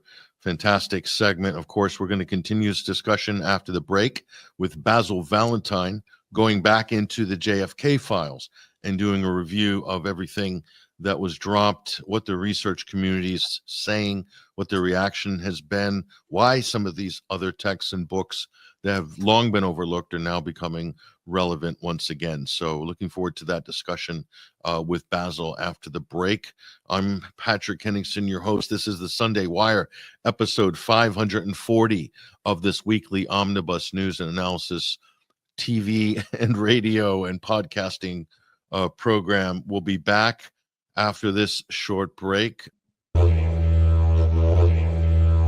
For in the final analysis, we all inhabit this small planet, and we are all mortal.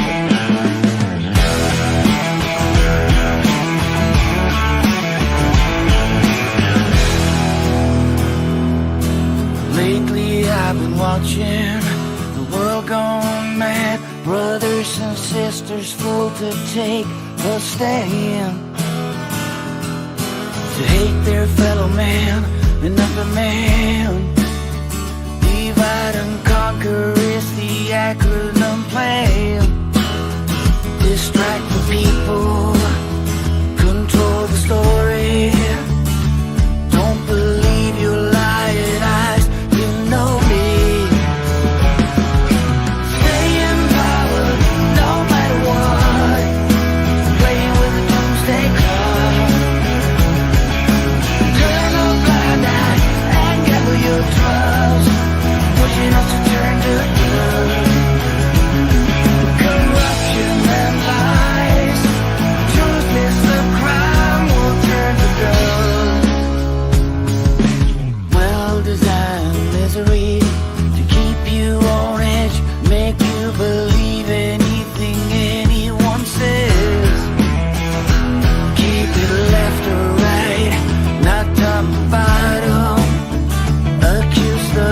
momentum, can't you see? We gotta stay in power, no matter what. Playing with the doomsday clock. Turn a blind eye and gather your trust, pushing us to turn to dust.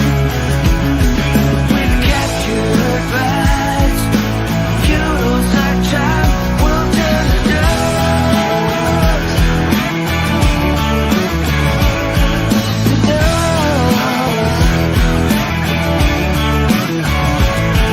Industrialized brutality, commercialized cruelty, people as commodity, cheer on war atrocity, no accountability, perpetual impunity, always have an enemy, the hell with all humanity. Stay in power, no matter what, playing with the doomsday clock. Turn a blind eye and gather your trust, pushing us to turn to dust. Stay in power, cash in the stars, playing with the doomsday clock. Turn a blind eye and join the cause, pushing us to turn to dust. An empire of lies, history rhymes, will turn to dust.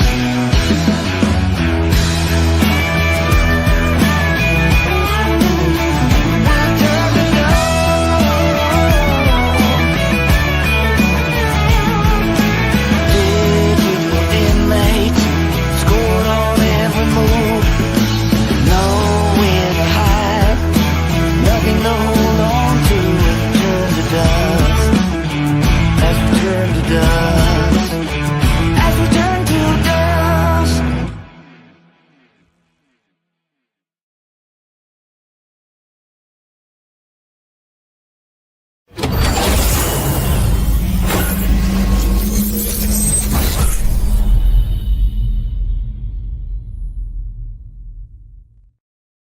Welcome back, ladies and gentlemen. Welcome back to this week's edition of the Sunday Wire. I'm your host, Patrick Henningsen. Again, we're streaming out live on X, Rumble, YouTube, BitChute as well, Facebook Live, and also at 21stcenturywire.com and the alternate current radio.com, as well as the audio streams. Thank you for rejoining us. Fantastic segment with Ryan Dawson, our guest, and really kind of switching gears from what we were talking about during the midweek wire on Wednesday, which was the JFK file release and then the JFK assassination. And the insights that came from that were profound for a lot of people. We went into depth on the Israel angle. And we also had a report on Friday on the UK Column News, very short report, but we covered the Israel angle with the JFK document releases, plus a lot of historical information that kind of joins the dots on that. And so Ryan's brilliant not only on that topic, but also on the RFK assassination. Even more compelling if you consider the political ramifications for that and how that basically was yet another turn in U.S. history, maybe in world history, in fact. But certainly the relationship between the United States and the state of Israel changed profoundly after some of these amazing events that were very sad and very tragic for America, but something that people really don't talk about. One of the reasons is because all the files have been buried under classifications, under the Warren Commission, under all these various layers of committees and obfuscation. So we're hopefully getting a little bit of an insight as to what really happened. But the JFK continues to capture the imagination of people everywhere. And one of the people who has also been following this story for a very long time is none other than our own Basil Valentine, who's joining us on the live link right now. Basil, thank you very much for joining us this week. Yeah, good to see you as always, Patrick. And hello to our viewers and listeners all around the world. So, Basil, I don't know if you caught any of the last segment with Ryan Dawson, but we were going through the Robert F. Kennedy assassination, another fascinating chapter, to say the least. But what we covered earlier in the week was the JFK file releases. I know we haven't really spoke since this document dump, but I know you've been looking very intently at some of the contents and some of the commentary on it from a lot of the top JFK researchers, some of whom you've spoke to, interviewed. Plus, you're also very well versed in a lot of the important literature, some of which is now becoming relevant once again. What's your take on the Trump document dump, first of all, Basil? Well, it was only ever going to be a limited hangout. The documents themselves don't sort of reveal any smoking guns. They've long since fallen silent. But in terms of developing our understanding, a wider understanding of the context of the assassination, and indeed its effect on current social and political commentators. On the one hand, you had Ben Shapiro this week saying that, Kennedy died 62 years ago. It was no more relevant than who killed William McKinley.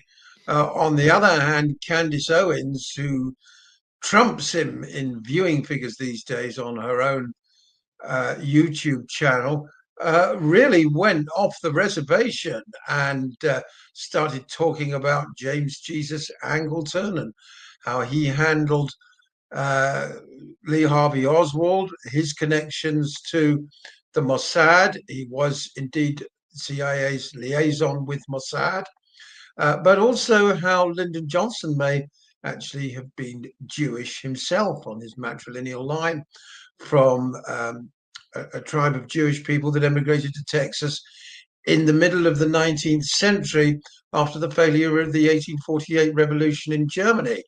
Very interesting historical context. So it's opened the can of worms. That is the best way of putting it, really. And yes, now people are starting to look once again at the likes of Michael Collins Piper and William Torbit and Penn Jones, people like that, who had very interesting things to say about the Israel connection to the JFK assassination, which of course centers around Kennedy's opposition to the idea of Israel obtaining nuclear weapons. Ben-Gurion was furious that Kennedy wanted to inspect the Dimona plant and fobbed off his first team of inspectors, showing them effectively cardboard cutouts. There's also the question that Candace Owens highlighted of the American Zionist organization, later known as AIPAC, which the Department of Justice had requested to register as a foreign agent, which would have meant that its activities were much more closely monitored or even curtailed, whereas AIPAC now intertwines the American and Israeli flag on their stage sets, as indeed they are intertwined in Congress or in the White House. Pete Hegseth, Marco Rubio, Trump himself, all Israel firsters, as is becoming increasingly obvious to a number of MAGA commentators. But it's also to be remembered that Kennedy wanted a peaceful world, believe it or not. He wanted to turn a page in human history. He wanted to impose a permanent settlement on the Middle East, with Israel in fixed borders and the establishment of a Palestinian state in secure borders alongside it. So it wasn't just the nuclear weapons that signed his death warrant. He was, other people, of course, mentioned the fact that he wanted to print Treasury notes and get away from the Federal Reserve dependency for currency. So there was a collection of reasons why he had to go.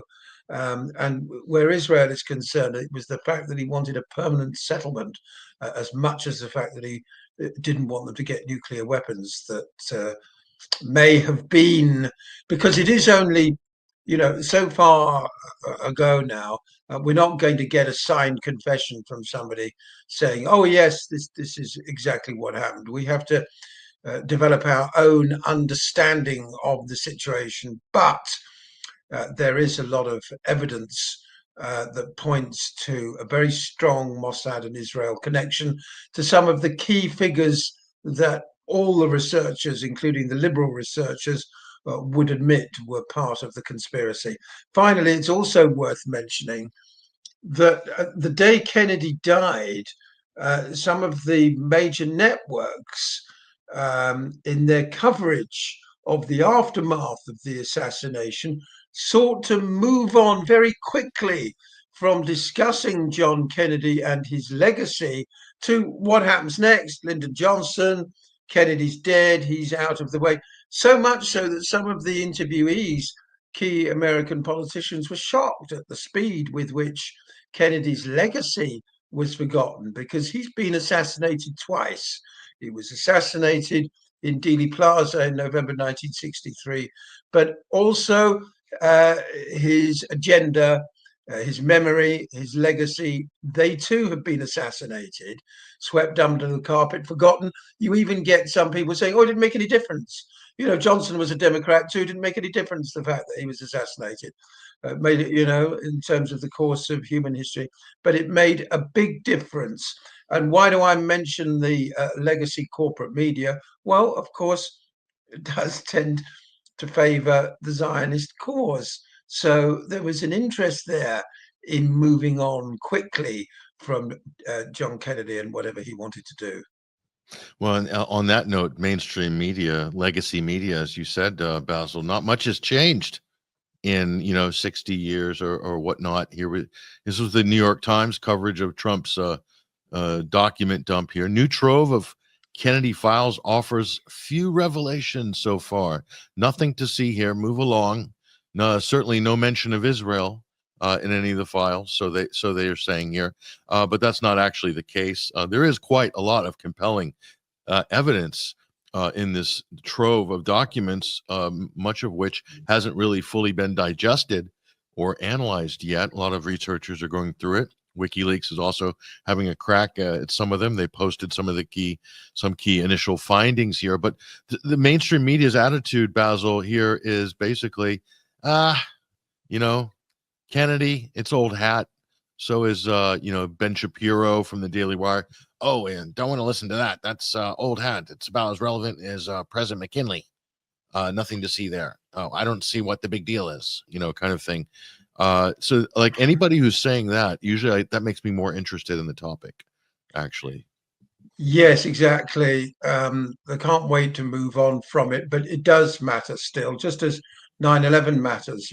People have moved on from that as well. We've never got to the bottom of it. But a few little vignettes, should we say. First of all, people often talk about George Bush the first being in Dallas on the day of the assassination. Also in Dallas that day was Yitzhak Rabin, who subsequently, of course, became Prime Minister of Israel. And he was there the day before and the day of the assassination, and was immediately promoted to the position of Chief of Staff in the Israeli army as soon as he returned to Israel. Just a coincidence. It's worth remembering, too, that in November 1963, after Kennedy was assassinated, in the Arab world, it was widely believed that it had been an Israeli plot.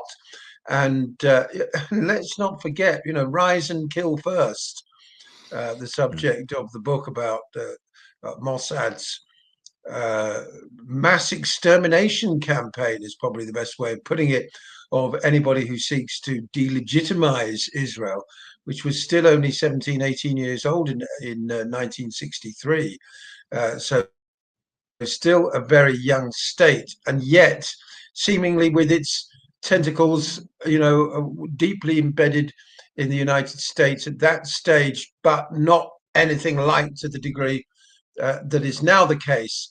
Of course, the interest in the whole JFK thing was ignited by the movie JFK, Oliver Stone, 1993, which of course focuses on Jim Garrison and his prosecution of Clay Shaw. Now, Candace Owens pointed out this week that film was financed by Arnon Milchan, Mr. Israel, Israel's biggest arms dealer, as well as being a film producer.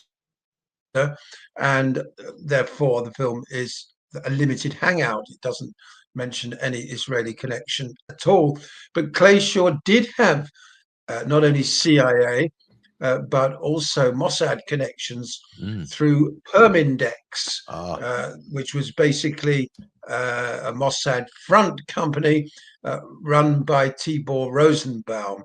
Now, to go back to Garrison, Garrison was, of course, investigating Shaw. He was visited by a businessman called King, who was working for Tibor Rosenbaum via his colleague.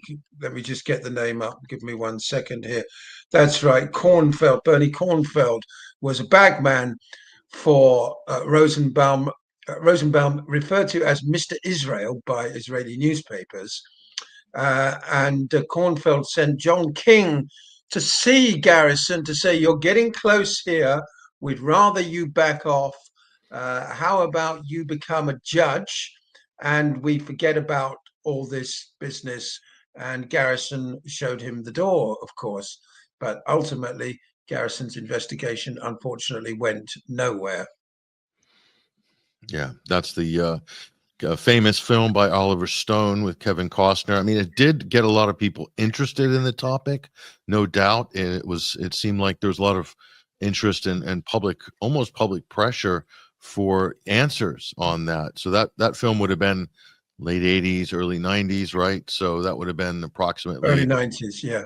Yeah, so you're talking about I don't know, 30 years, I guess, 30 years. Over 30 years ago, but still about 30 years after the event. So yeah, roughly half time now in terms of the total time that's elapsed between the assassination and today. Yeah, it's funny, and I commented on this with Ryan and also in UK column on Friday and I kind of came to realize this while I was talking to Ryan Dawson last week on the JFK Files, is that there's two questions for any of these events. There's who did it and how, like the gunman and the weapon, and then there's why, and what's the motivation behind the why? Because I'm more interested in that second question, Basil. But it seems like a lot of the energy on JFK has been focused on the who and the how.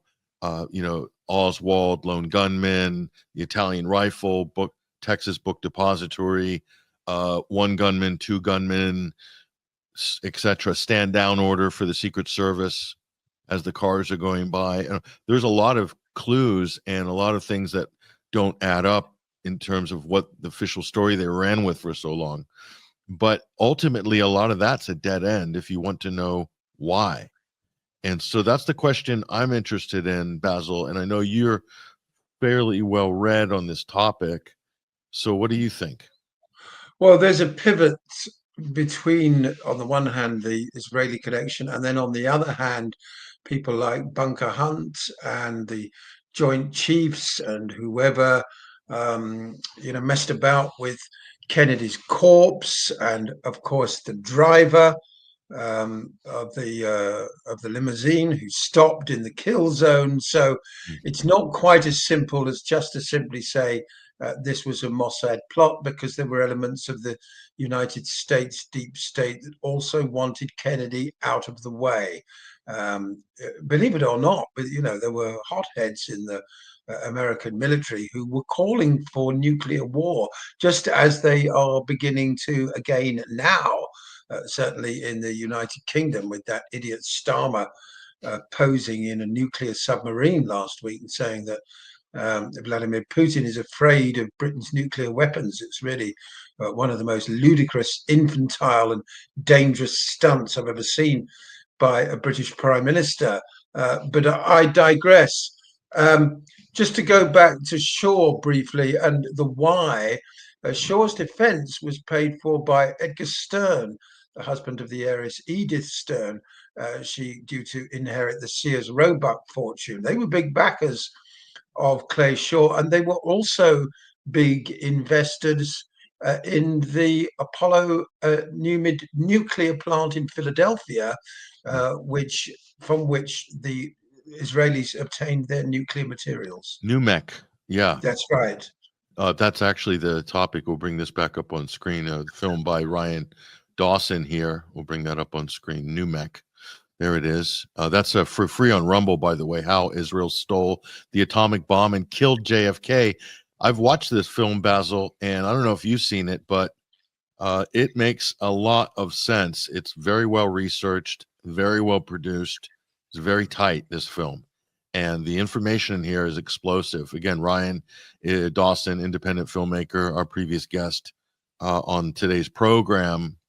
NUMEC is the film, folks. And actually, that's our feature on the Sunday screening this week. If you go to 21stcenturywire.com, you'll see NUMEC there. In our features section, we'll be showcasing that film this week for our listeners and readers as well, Basil. So, you know, there's more than a little bit of evidence along that plot line, Basil. So now. Yeah, and then people talk about the mob, of course, and the CIA being involved, Howard Hunt. It's believed that there was a shadow conspiracy to assassinate Kennedy, which, believe it or not, Oswald became dimly aware of shortly before the time of his death. And he wanted to warn Kennedy and the authorities about this plot. And rather like 9/11, where there were exercises on the day, and we've seen this before with these false flag events, there are often supposedly dress rehearsals for terrorist outrages, which somehow then turn into the real event. Patrick, we saw that playbook repeatedly in the early part of this century. Fortunately, that's quietened down a bit. So there's that aspect to it as well. But yeah, the shooters were hired by the mob, but it wasn't that the mafia was powerful enough to decide they wanted to kill the president and then cover it up and then murder dozens and dozens of material witnesses in the 10, 20, 30, 40 years subsequently. Yeah, that's the other after the fact, the mopping up operation, the cover-ups. Yes. And as you said, number of people knocked off. Now, another name that comes up, Basil, is the name of an author named Michael Collins Piper. His name has resurfaced this week because of some of the findings that he had in his work that seemed to be coalescing with the information that's now coming forward. What do you have to say about that angle? Well, yeah, dear old Mike Piper, sadly no longer with us. He died about 10 years ago.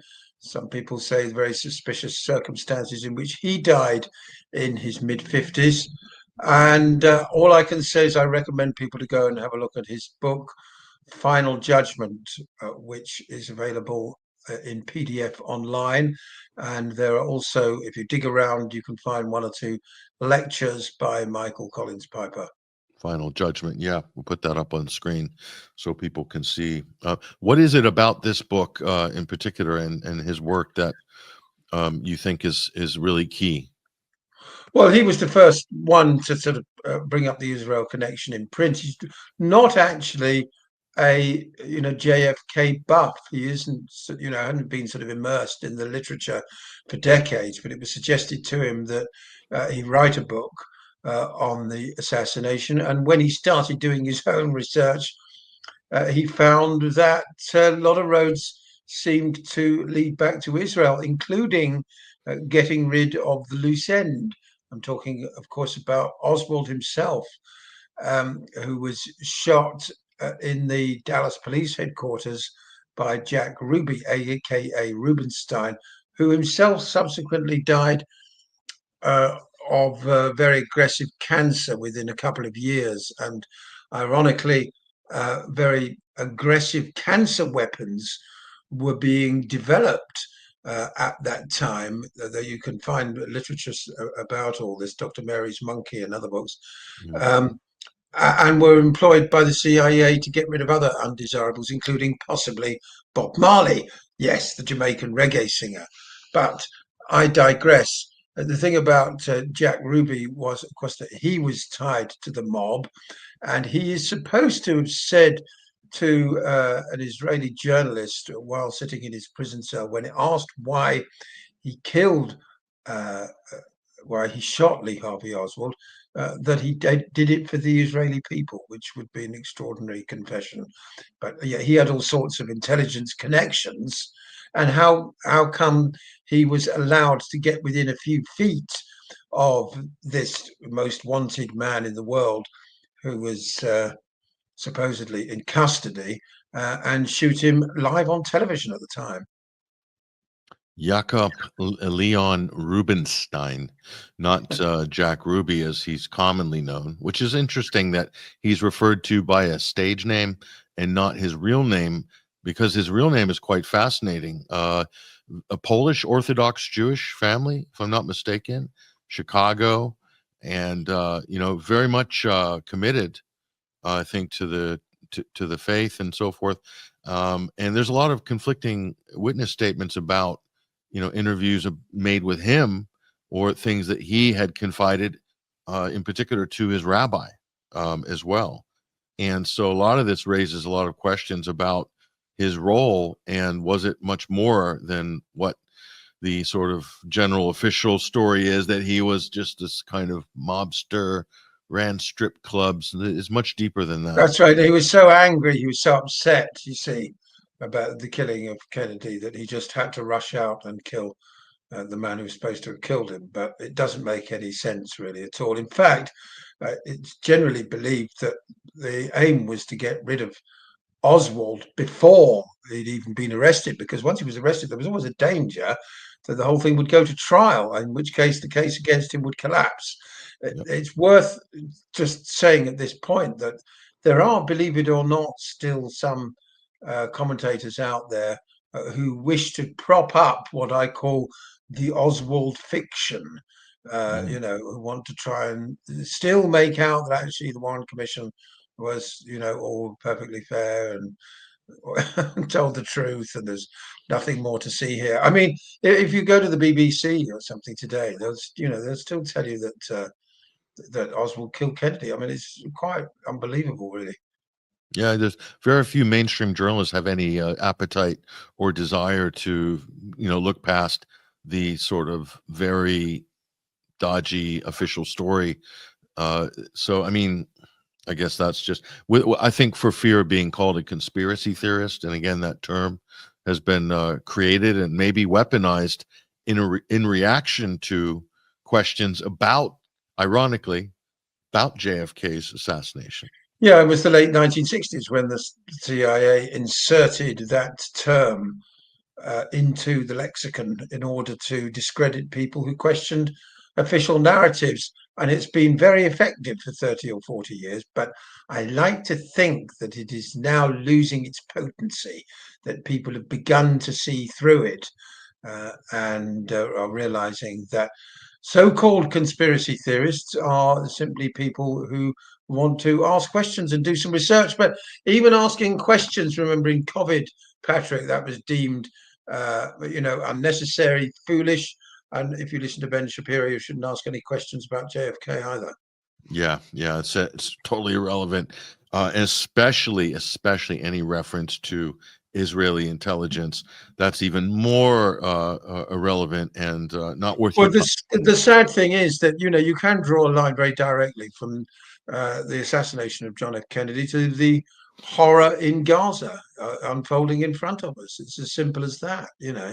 If he'd lived, if he'd imposed a permanent settlement on the Middle East, we wouldn't be in this situation now. Yeah, it wouldn't have had the 6-day war.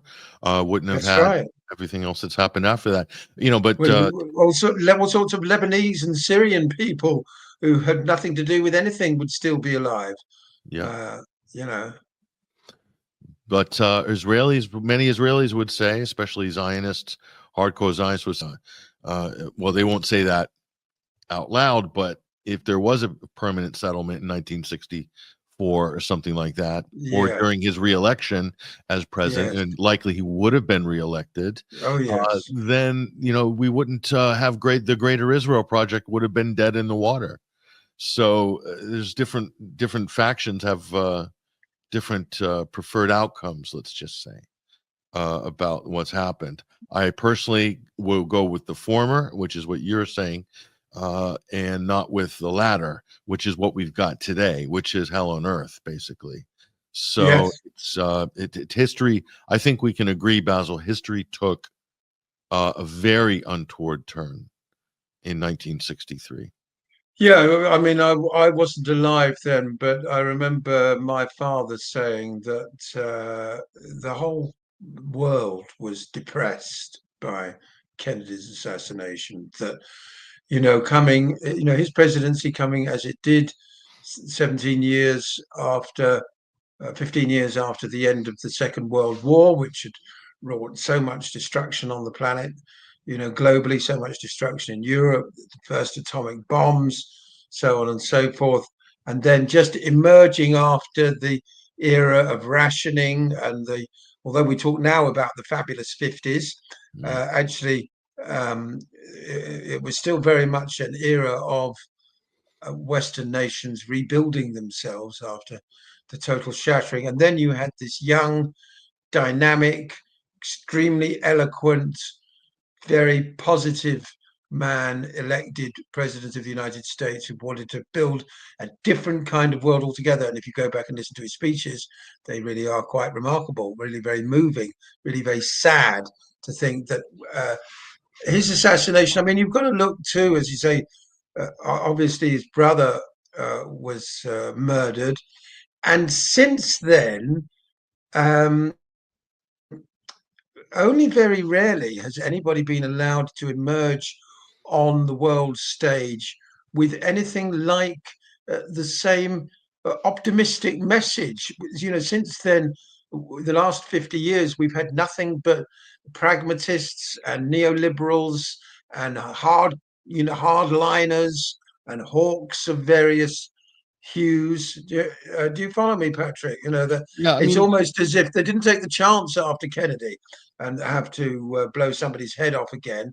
So let's just stop anyone ever getting anywhere near power that we don't approve of. Most recent cases, of course, being, well, in the United States, Ron Paul, his campaign was torpedoed effectively by the media. I remember him, polling second in one poll, and yet in the discussion of the poll, his name wasn't mentioned at all. New Hampshire, first primary. I think it was in 2008 or 2012. I can't remember. He ran twice, very successful in both elections.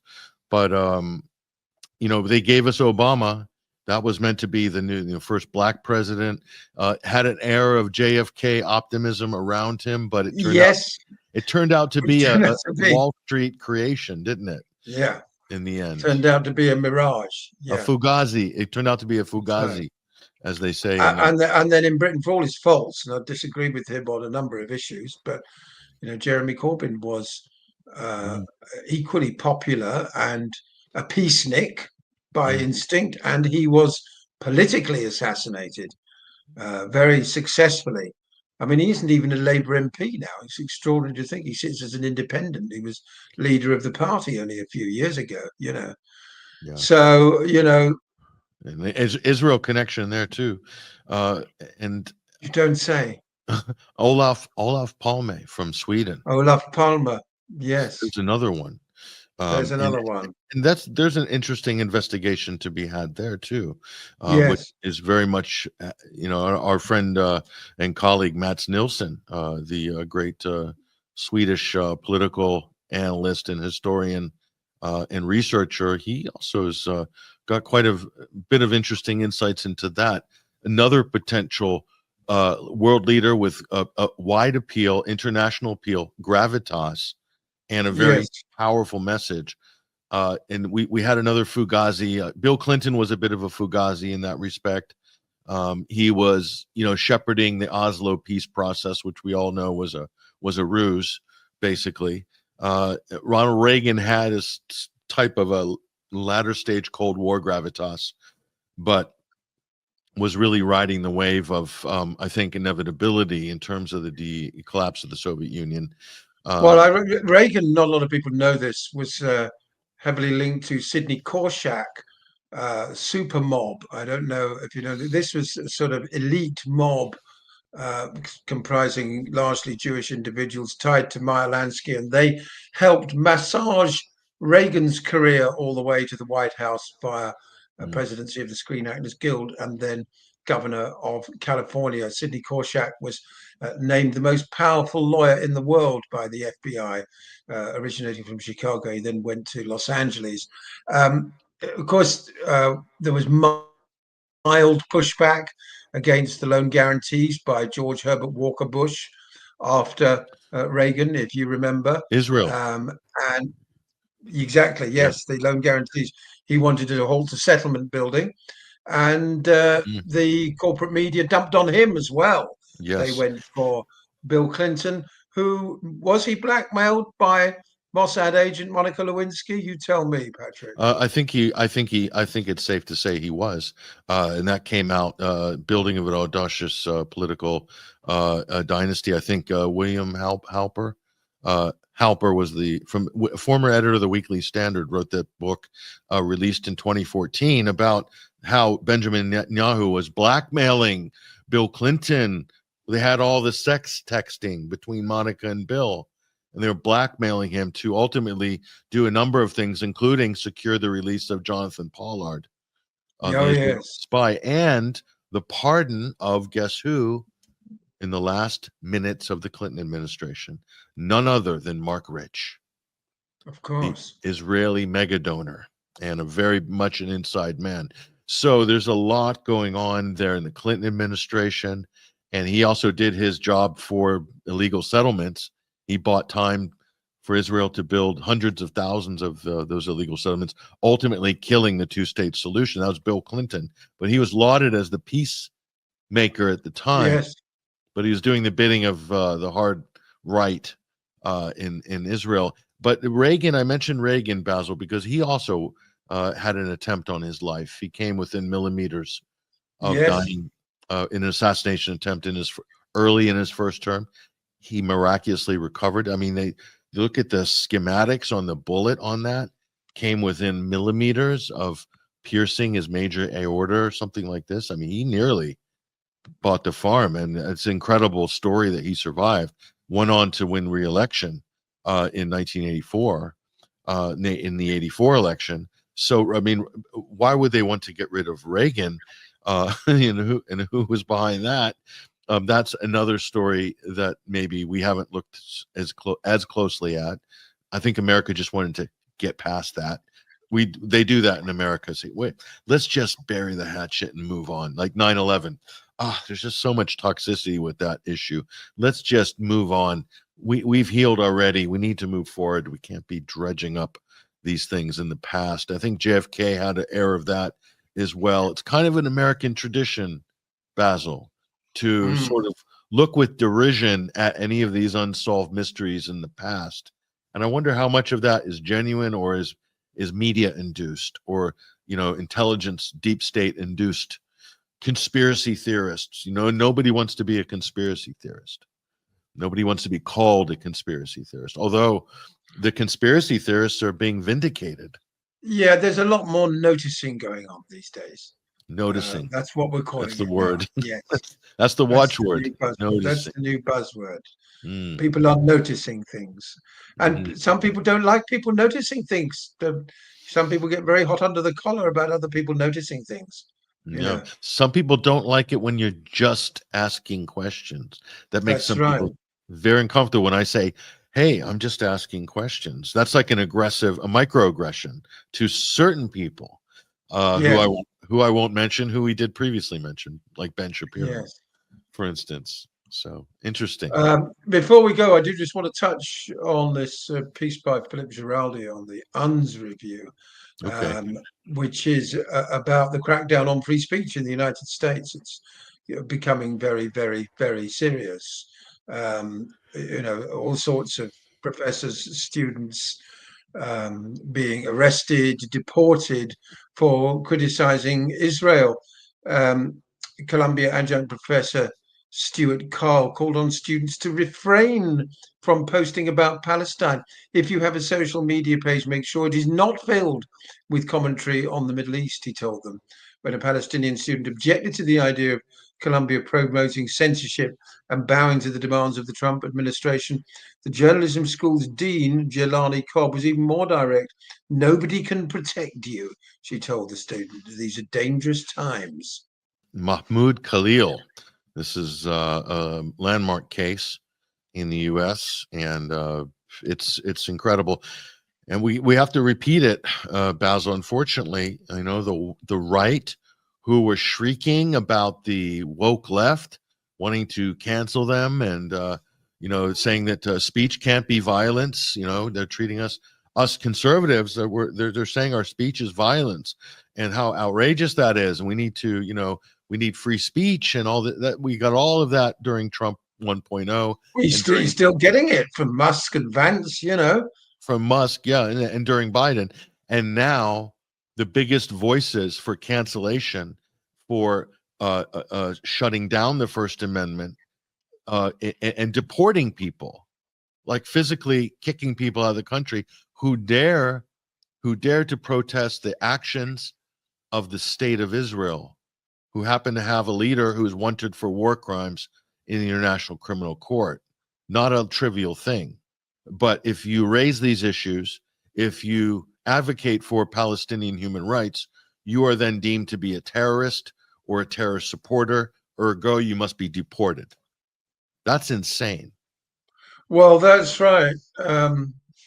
It's one of these magic words, terrorist. It's like anti-Semite, or it's supposed to justify anything at all. You can indiscriminately kill and mutilate as many children as you like, but if you do it in the name of a state, then it's okay. Whereas any resistance to that from smaller groups that don't have an army behind them, that's terrorism. And this actually goes all the way back to 1945 and the establishment of the State of Israel, which was never supposed to happen without the Palestinian state alongside it, because Israel enjoys the trappings of statehood and is able, through relentless propaganda, to cast any resistance to its territorial ambitions as terrorism. And particularly since 2001, terrorism is this magic word.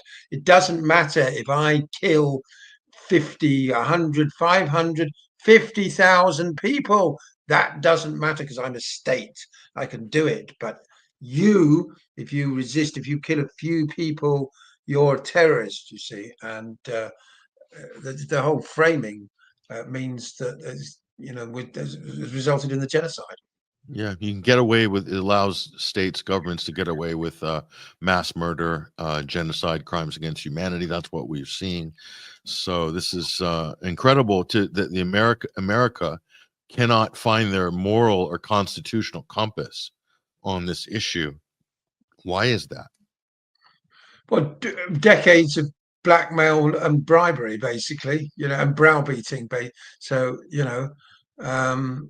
and Kennedy's assassination set the stage for that. It was the beginning of the end of a genuinely independent United States. And people like Candace Owens are and more genuine conservatives, as well, of course, as a phalanx on the left, are beginning to realize it. That's the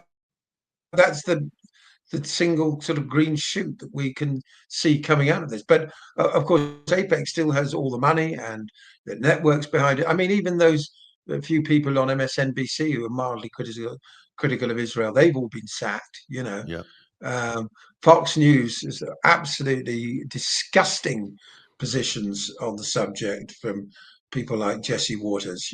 Really, really tasteless stuff. So yeah, I mean, I don't want to get too much into the Fox cat and nine tails, but people like Jesse Waters and so many others, they also have conflicts of interest because they themselves are either somehow related to or identify with or etc. with the group in question or the country in question.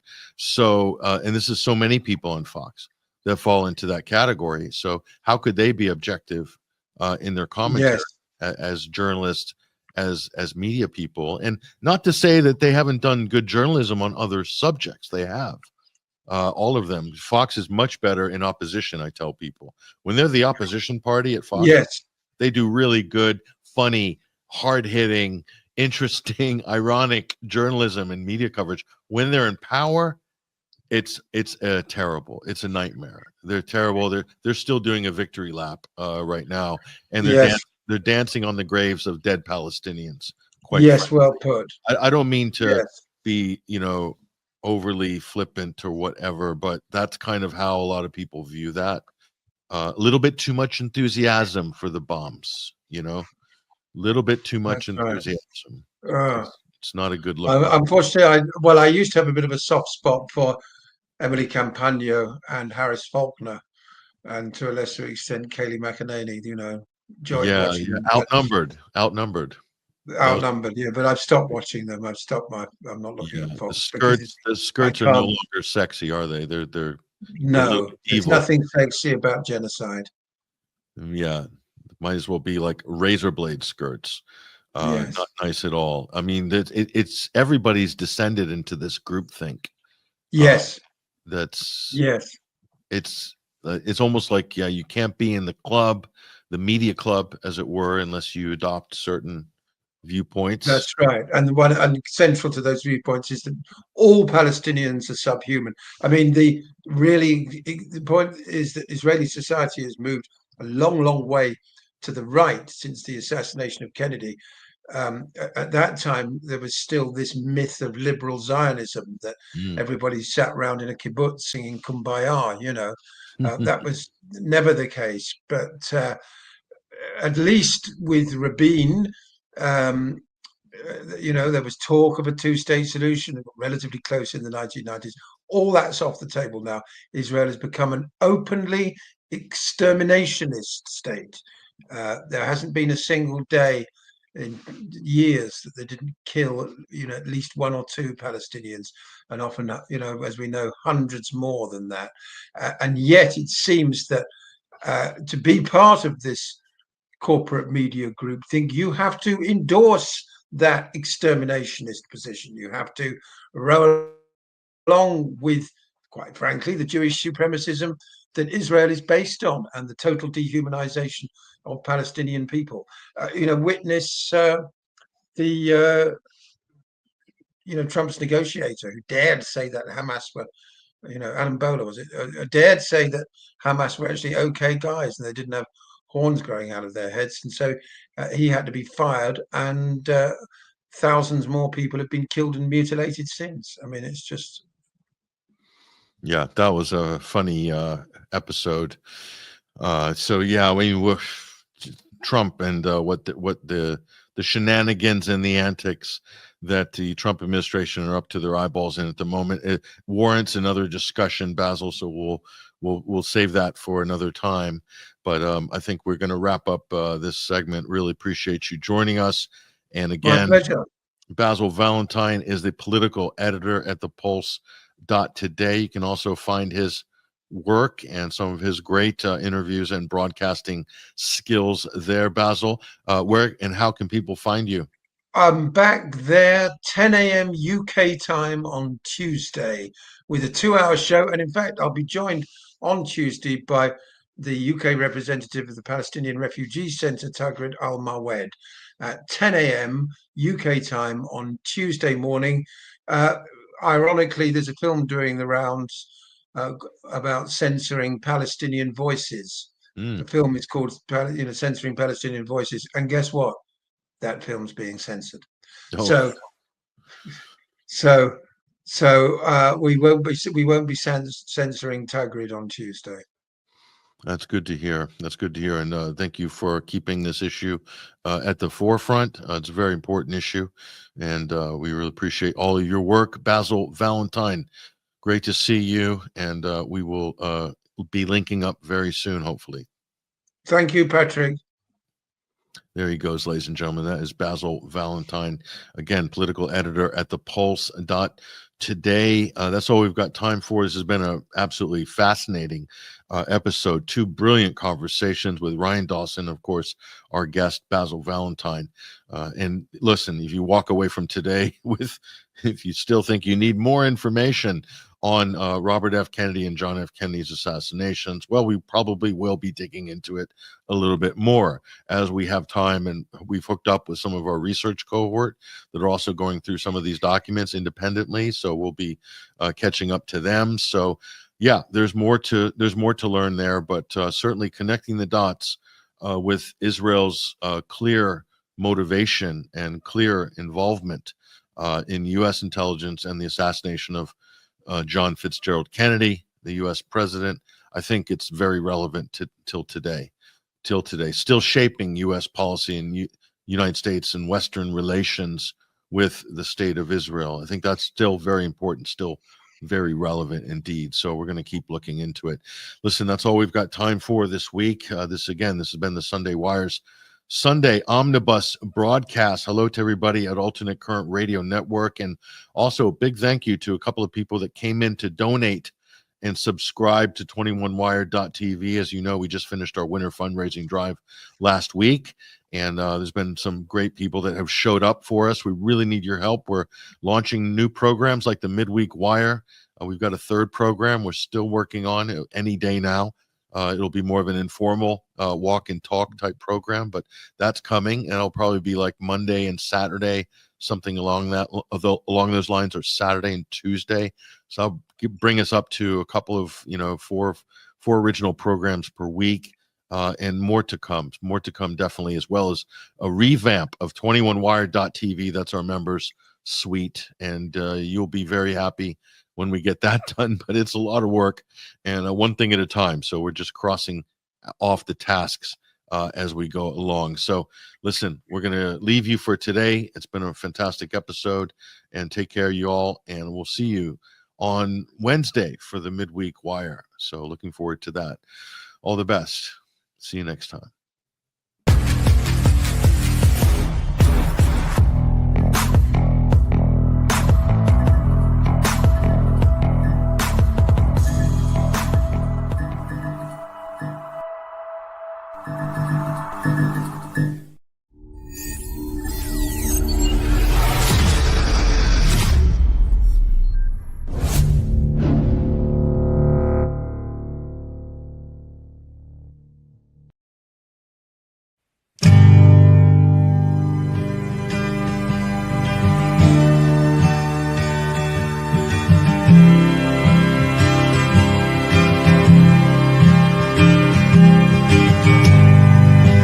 Genocide is never justified. There ain't no reason, 'cause human beings are more than just a kind, defined by race or religion. 'Cause we all have souls and a mission here on earth. Only God knows why. You can't decide their death, 'cause you weren't here for their birth, or their first laugh or cry. Don't let the children die. Don't let the children die. Sisters and brothers, we know it's wrong when we see their fathers cry with their mothers. Genocide is never justified. There ain't no reason, 'cause human beings are more than just a kind, defined by race or religion. 'Cause we all have souls and a mission here on earth. Only God knows why.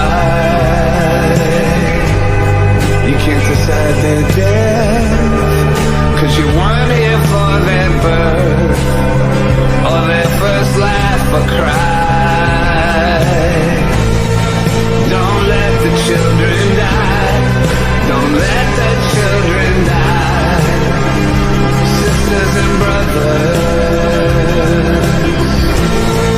We know it's wrong when we see their fathers cry with their mothers. Don't let the children die. Don't let the children die. Sisters and brothers. We know it's wrong when we see their fathers cry with their mothers.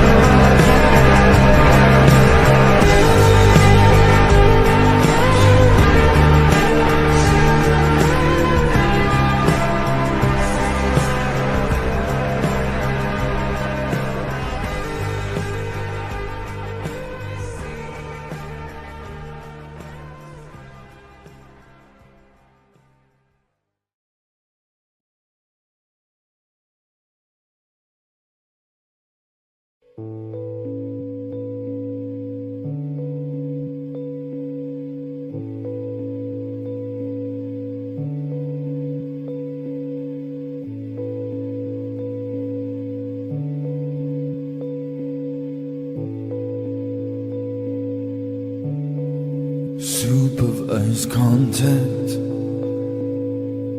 They watch our every move. They examine our togetherness like we've got something to prove.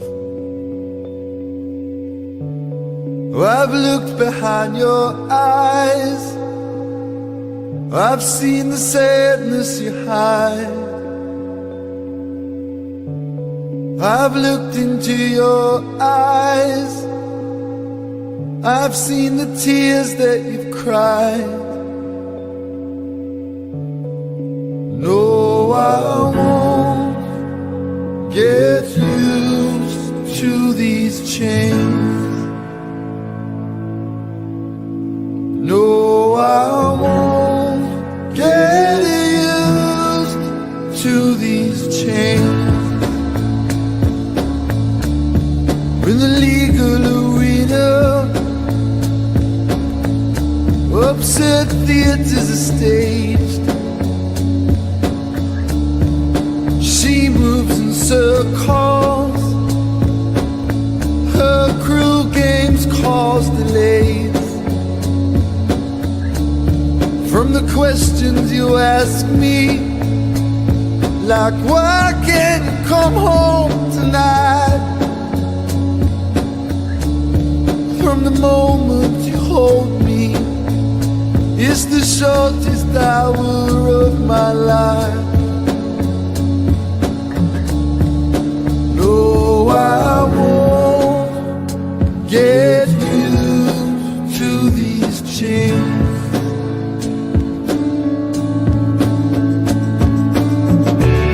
I wanna tell you what I'm feeling.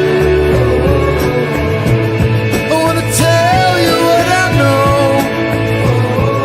Someday the truth will know.